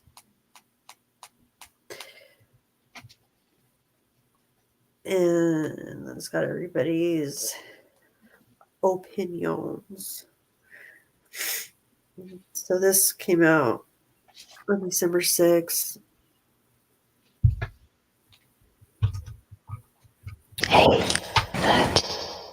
So I don't know. Or leave it. Bye. I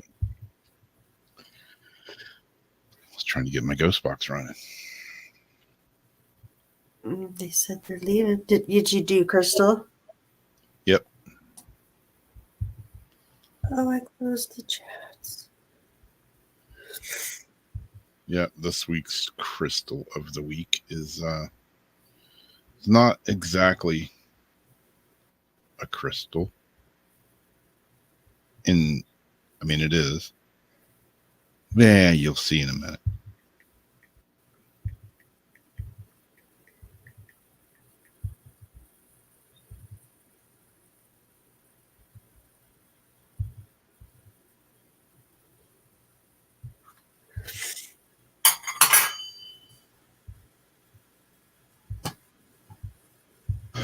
This week's crystal of the week is no particular crystal at all. It's more of a how to work with crystals, a crystal guide, a little explaining some crystal remedies and whatnot. So this week's crystal of the week is a bunch of different crystals, and we're just going to go over one or two here. Crystals can be used as a form of holistic healing, though they're not an alternative to conventional medicine, especially treatments, therapies, or medications prescribed by a doctor, but they can be used alongside it to add an extra dimension of support and healing. Crystal remedies work in different ways to conventional medicine, focusing on subtle energies and vibrations and working on the emotional, mental, and spiritual levels. They can be used to help balance and strengthen the chakras and the aura, which can reflect back on your physical health. There are many various ways in which you can use crystals, including just a few here: placing crystals directly on your body at points of pain or discomfort, placing crystals around your body, wearing crystal jewelry, creating crystal grids or layouts using the dowsing method over them. You can place crystals onto or near your chakras to unblock and rebalance them. Making an indirect crystal gem elixir, bathing in it, spraying it around you, around your aura, or putting it directly onto your skin. Using a crystal wand, point, or crystal egg to gently massage points on your body, such as reflexology or acupuncture points. And balancing crystals on your own body can be tricky sometimes, so you can temporarily hold them in place using something like medical tape. If you're going to try placing crystals directly on or around your body, aim to keep them in a place for a maximum of about 10 to 20 minutes. The energies of crystals are all different, but some can have powerful effects. So it's important not to overuse them without professional advice or guidance. If at any time you feel uncomfortable while using crystals, stop and remove them. Simple as that. Depending on the crystals you've used, you might feel slightly spaced out or tired after using crystal remedies, or having a good crystal session, as some people would say. If possible, take it easy, drink plenty of water, hydrate yourself. If you have any concerns about using crystals, you could always consult a qualified crystal therapist. So for this part of the video, we're just going to talk about headaches, what they can be caused from, how crystals may be able to help with headaches. There's a bunch of different remedies and stuff in here, and that would make for like an hour-long video. So we're just going to talk about headaches for now. Headaches are often caused by eye strain, tiredness, stress, sinusitis, low blood sugar, alcohol, drugs, caffeine, food allergies, or poor posture, the last of which causes muscular tension in the head, neck, or shoulders. Sometimes headaches are the result of a head injury or a symptom of a more serious disorder. There are many types of headaches, each with a different intensity, type, and duration of pain. Migraines, for instance, are a throbbing headache, usually on one side of the head, caused by the narrowing of blood vessels on that side of the brain. Migraines may be a hereditary condition. Unfortunately for me, that's why I have migraines. My mom had them, my brother had them, and I have them. Lucky me, right? Some headaches can be caused by hormonal changes, particular foods, medication, or changes in temperatures, lighting, even noise. Cluster headaches most often are suffered by men. They're short, severe attacks of pain, usually over one eye, which may occur many times a day. There are many different types of headaches. Some of the key crystals to use for headaches: number one, lapis lazuli. You can place lapis on your forehead to draw away pain, particularly in the case of headaches caused by stress, emotional repression, or tiredness. You can wear these stones as earrings if headaches are reoccurrent, as long as a physical cause has been ruled out by your practitioner or yourself. Another good one is blue aventurine for headaches caused by constriction, either as a result of sinusitis after a bad cold or poor posture position. Blue aventurine at the site of the pain. If suffering from a lengthy migraine, you can sleep with blue aventurine under your pillow. It'll help reduce the duration of the episode. Some other good crystals to use are turquoise. For instance, if you have a hangover, the hangover headache, turquoise is a good one to work with. Emeralds are good for any kind of eye strain related headaches. Chariot is good for stress, and amethyst is good for just plain old tiredness headache. If a headache is severe, long-lasting, or reoccurrent, you're best to seek the qualified medical practitioner. If eye strain is suspected for the cause, get an eye test, and or take more frequent screen breaks from your computer. Regular exercise and meditation could also be a great benefit to those suffering with stress headaches.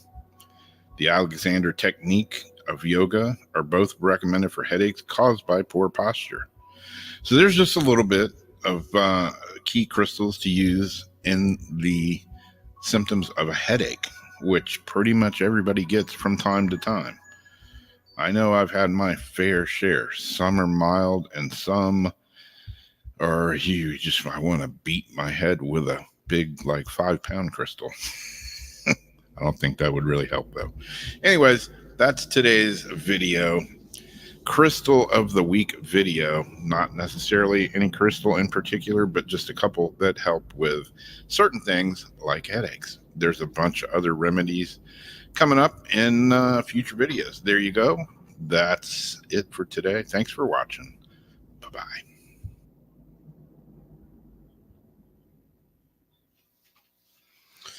So yeah, if you have a headache, too. What's that? It's good stuff too, because when you put them, you can actually feel like in your certain pulse points and things, you can actually feel it vibrating into pulse points. This is what's weird is, I've been reading what crystals are good for this, what crystals are good for that, lapis lazuli and blue aventurine. I didn't know that those were good for headaches until just recently, but I've been drawn to those for some reason, and I use them. Isn't it funny how that happens? Yeah, it is. I just I didn't know lapis lazuli was good to work with headaches, but for some reason I carried it in my pocket for 6 months, and I have it right by the bed, and a lot of times, I just have it if my head's hurting, I have it on my forehead, and and then I read about it, and it's oh, well, no wonder I'm using that. The crystals are talking to me. It's just a stupid rock, Rob. We instinctively go for it. Kind of like that one with the L that I just picked up, the ring, and it turned out, it goes right along with everything I was doing. Lepidolite? Lepidolite. Yeah. Lepidolite. Something made me just look at that ring and check it out. And then it turns out to be on my list of what I needed for my nightmare pack to complete my nightmare dream pack. Except I forgot I also wanted a Dalmatian stone, and I didn't get one. But yeah. Well, I just made a bracelet the other day with Dalmatian jasper. Ooh, I like Dalmatian jasper. That's the one I said will suck up the evil into the dots. Nightmares get sucked into the dots, and evil. And the little energy. Hello, spirits. I finally figured out how to get my ghost box working. That's why I was testing it out earlier. I was like, oh no. Last time I tried to use it, it just would not cooperate. Right. I got it nice and clear now. Yeah, actually, I think there are crystals that help that work with insulin. Yeah, there is. Magic. Usually happen. You awake yet? Are you awake yet? Yeah, I'm still awake. No. Peaceful.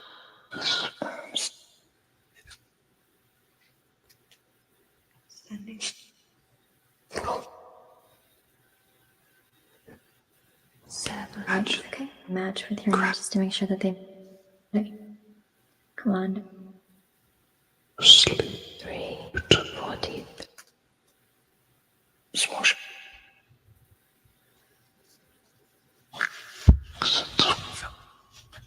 Strands are.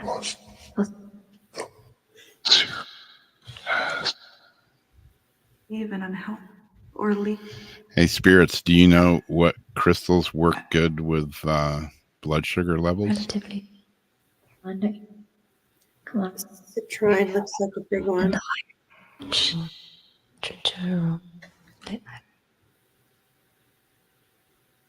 Good night, Jason. Glad to see you tonight.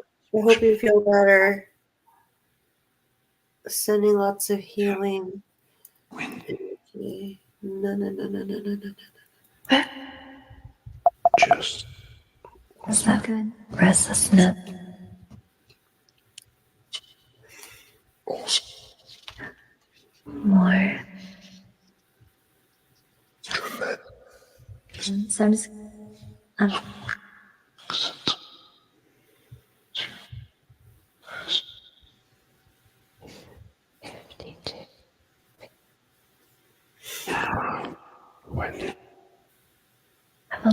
I'm just gonna.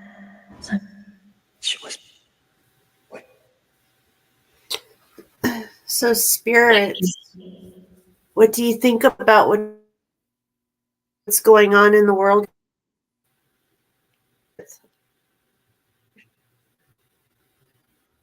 You can answer me on Rob's machine.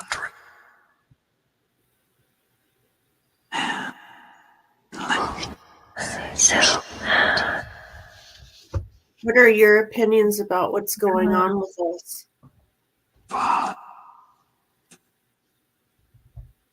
See? Face. I don't want to do that.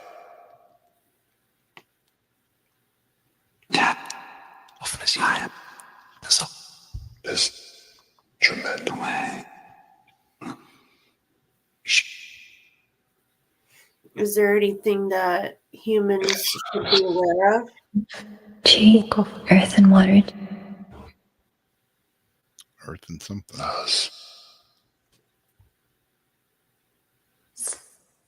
Let me just. Is there anything we should be doing? Leave and Just thought.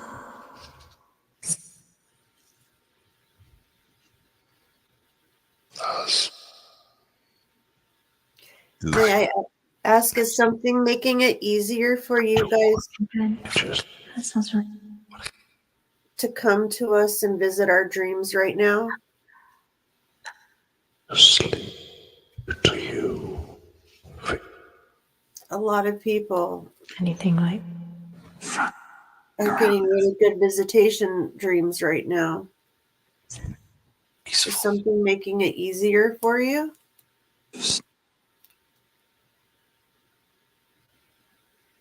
Seven. It's been pretty much even. I'm just. You guys aren't answering me on Rob's device. don't compromise. Nice to. To sit. Saturday up.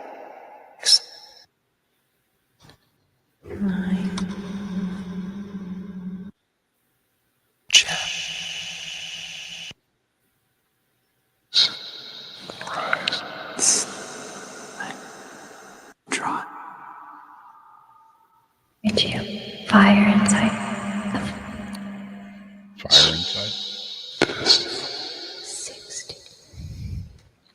spirits think? Appreciate your You appreciate my what?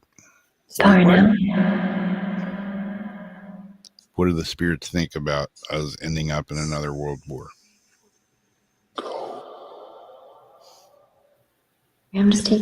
Yeah, don't worry. Amnesty. Power.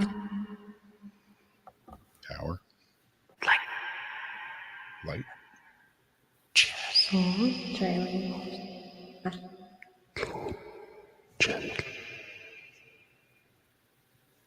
anything.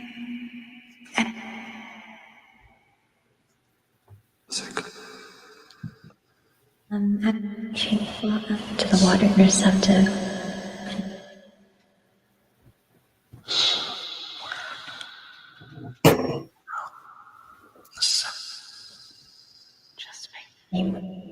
Constantly. No, I'm using Far now. If we don't have a world war, are we going to have a civil war? Wait, I'm playing to help. And no. What's the war called when it's not a civil war, but it's like a war against the government? A revolution.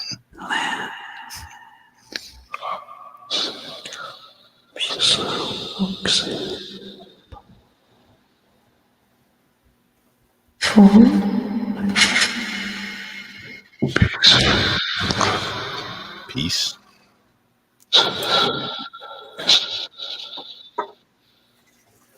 Which app is this on? This would be the Spiritus. Hopes you do. What do the spirits think of this app, the Spiritus? Sound killers are alright.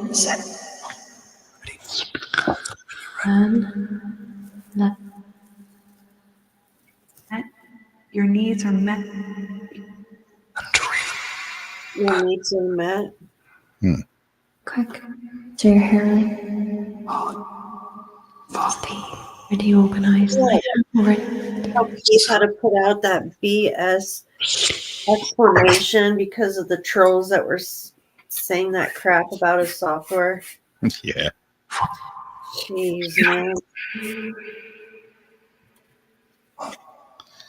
Your needs are met. Does that mean my hamburger's going to start tasting better? My ground beef's not going to taste like ground stool pigeon? Actually, pigeon would probably taste better. Beers? Beers? But I don't drink anymore. Organize things with great feeling. Did it just say something with gravy? Yeah, some ice, I thought, or something with like beer and ice and gravy. What do you think? What do I think? It sounds like a party. Really? Needs are met. Bring this out.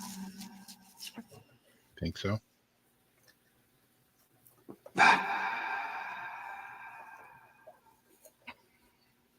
Hi. Gravy. Dance. Wavy gravy? Yeah, it's the only kind. Say that. The cat just picked up the bottle of Vaseline Vicks. What are you doing, Bubba? Bubba? Bubba? What are you doing? Here, take the file. Take this. It's covered. Just take my nail file. He's running off with it. I'd like So, Pirating cats. Yes, Cats or are they ferrets? he steals my stuff. Can you see my cats? Wild. Oh, I was going to say what's in his mouth, and it would have been file, but that didn't come out. No. It file tin. To my own. Not and design. Debbie wants to know if there's any messages for anybody watching She or listening.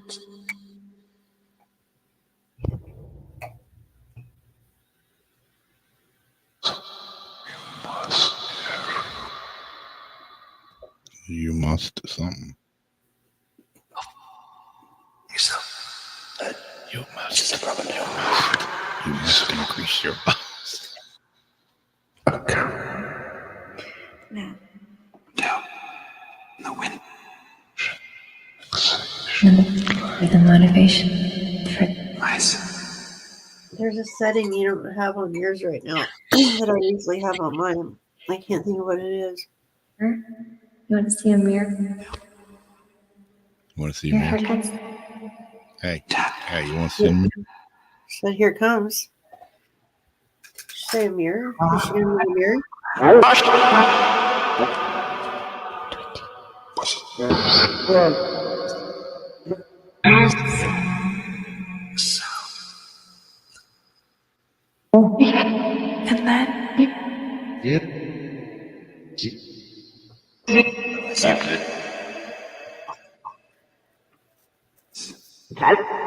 And then Go back to Gaff, my other file.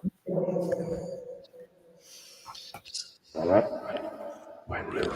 a couple of thieves around there. Did it say Gaff? Nope. What's my cat doing? There's somebody new. There's some new people. Who's he? Murray, I think someone's trying to come through. red. Run. So I'm just gonna. To right. Is there somebody trying to come through?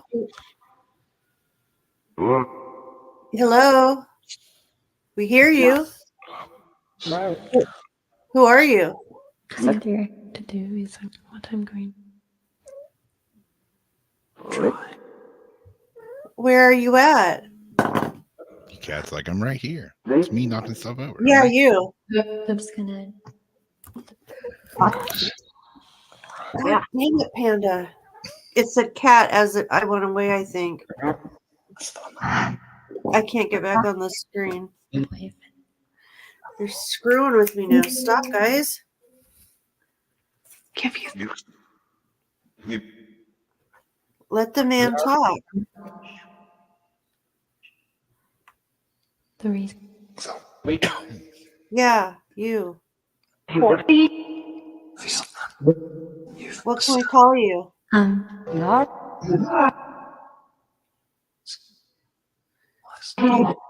you have a name you want us to call you?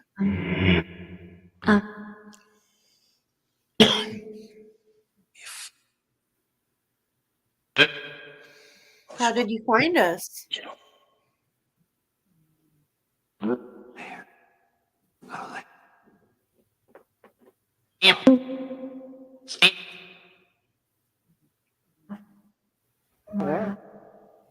We hear you if you want to say something.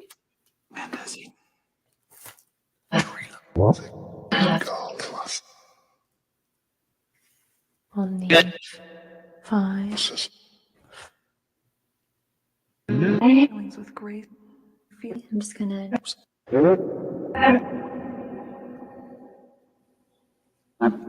Through them.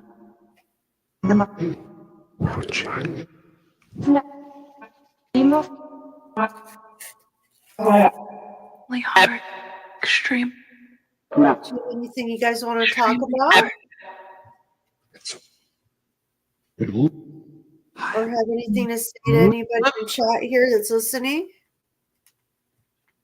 Hope so. From this situation. They all can hear you right now. Please out of sleep. 6. Positive.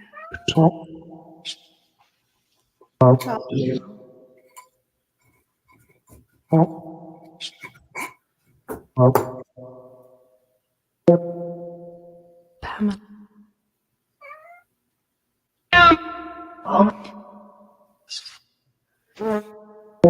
Feelings with grace. feelings with group. Outside Do the you book. see us? Thinking trump cards. Trump We would call cards. them relatively more Just say theory of relativity.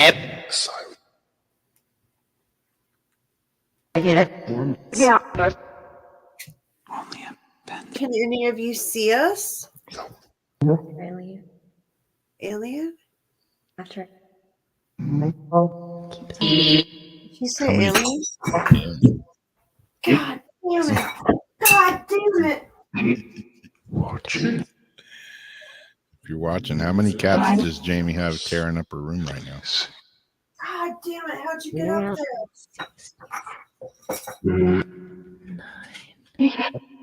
Said 6 or 9? Yeah. No. Panda bear. How many cats do you have? 6. 6. Yeah, it said it. You guys rattling my cats up? Did it say 6 or 9?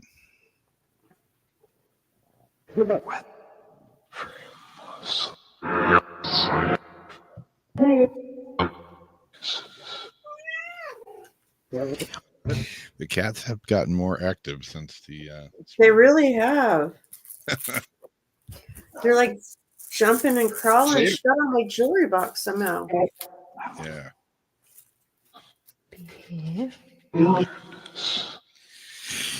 They used to always say things about the cats before.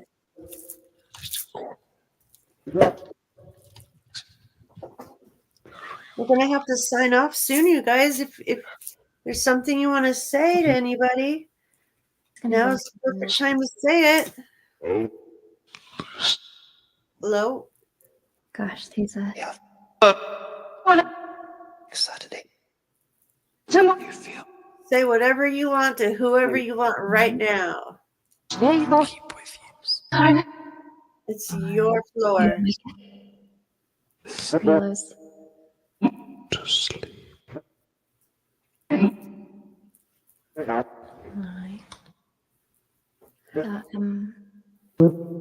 Hey, do you guys know who hid my mom's casserole clip? She told me that. Who did that? Do you guys know who did that? Were you teasing her? She thinks you guys were trying to make fun of her or tease her. Where was it, you guys? Nature. Safe. Safe.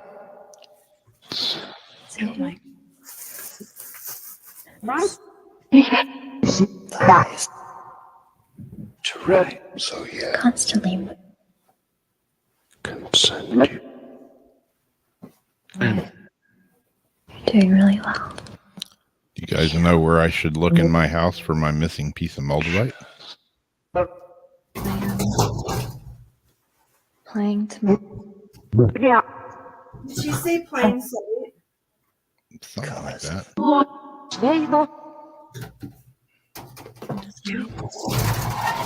Where should I look for it at? Here it hangs. Just make.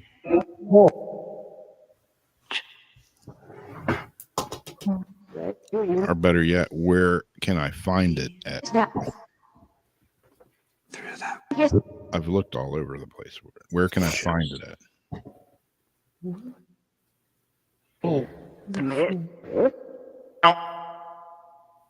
That way. Magic.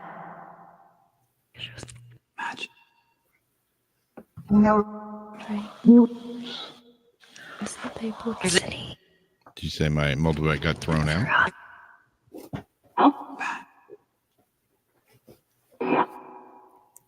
Save. Clutch. Ferocity. Match with your new length. Just to make sure that they match. Mustache. The adventure.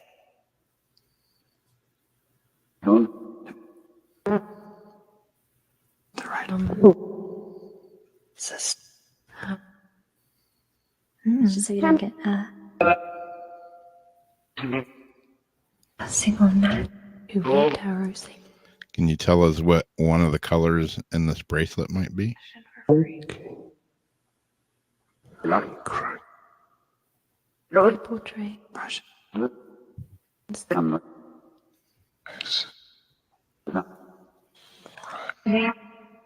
That's heating up. And all that. If you hate it. What? Tricky. I was going to say, I think I heard two of the colors. I thought I heard black, but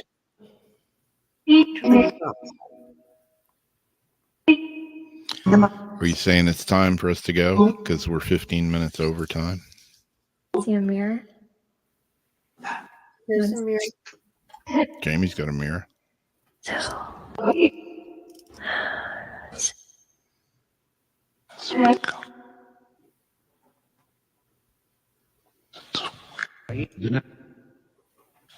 Five. You put your face in it right there. That would be so cool.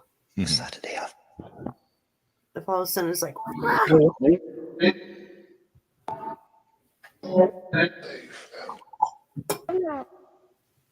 Cool. Appreciate you guys talking to us, though. Yep. We're going to turn it off now. The fire inside you. Yeah. I ate some hot sauce today. I probably do have some fire inside me. I'll find out about it a little later. All right. Thanks for talking with the spirits. Looks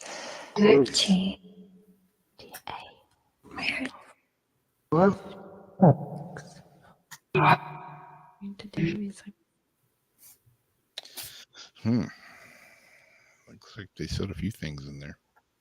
Mm-hmm. Yeah, it was. I was cooking some chicken earlier today, and I had a hankering for some hot sauce.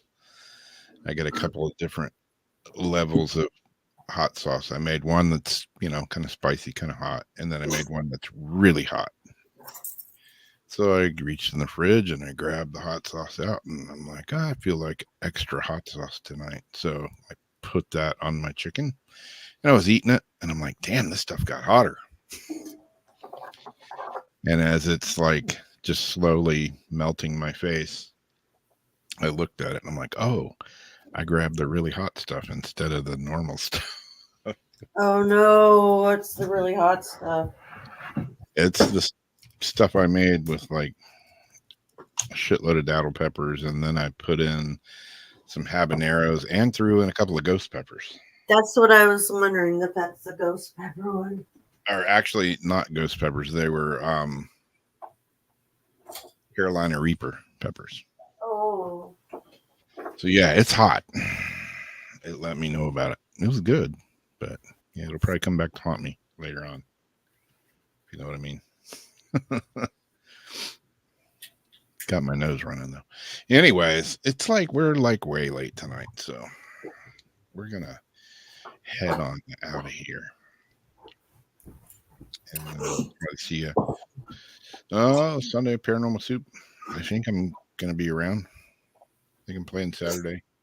Don't think I'm playing Sunday. I don't know. Playing Friday.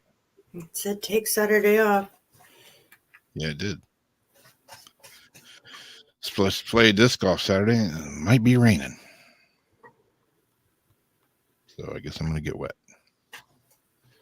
Anyways, other than that, I'm making all kinds of stuff. So if you guys need any last minute Christmas presents, rings, bracelets, all that stuff, a little bit of shameless self-promotion. Jamie's got stuff for sale too. I'm gonna have some pictures up in the next few days. Some earrings I haven't posted. There you go. Well, I gotta pick up all the things the kitties knocked over. Yep. Flat Earth theory. They would have knocked it all off. Proof the world's round. All right. There you go. There you have it. We're out of here. We will talk to you later on down the line. Good night.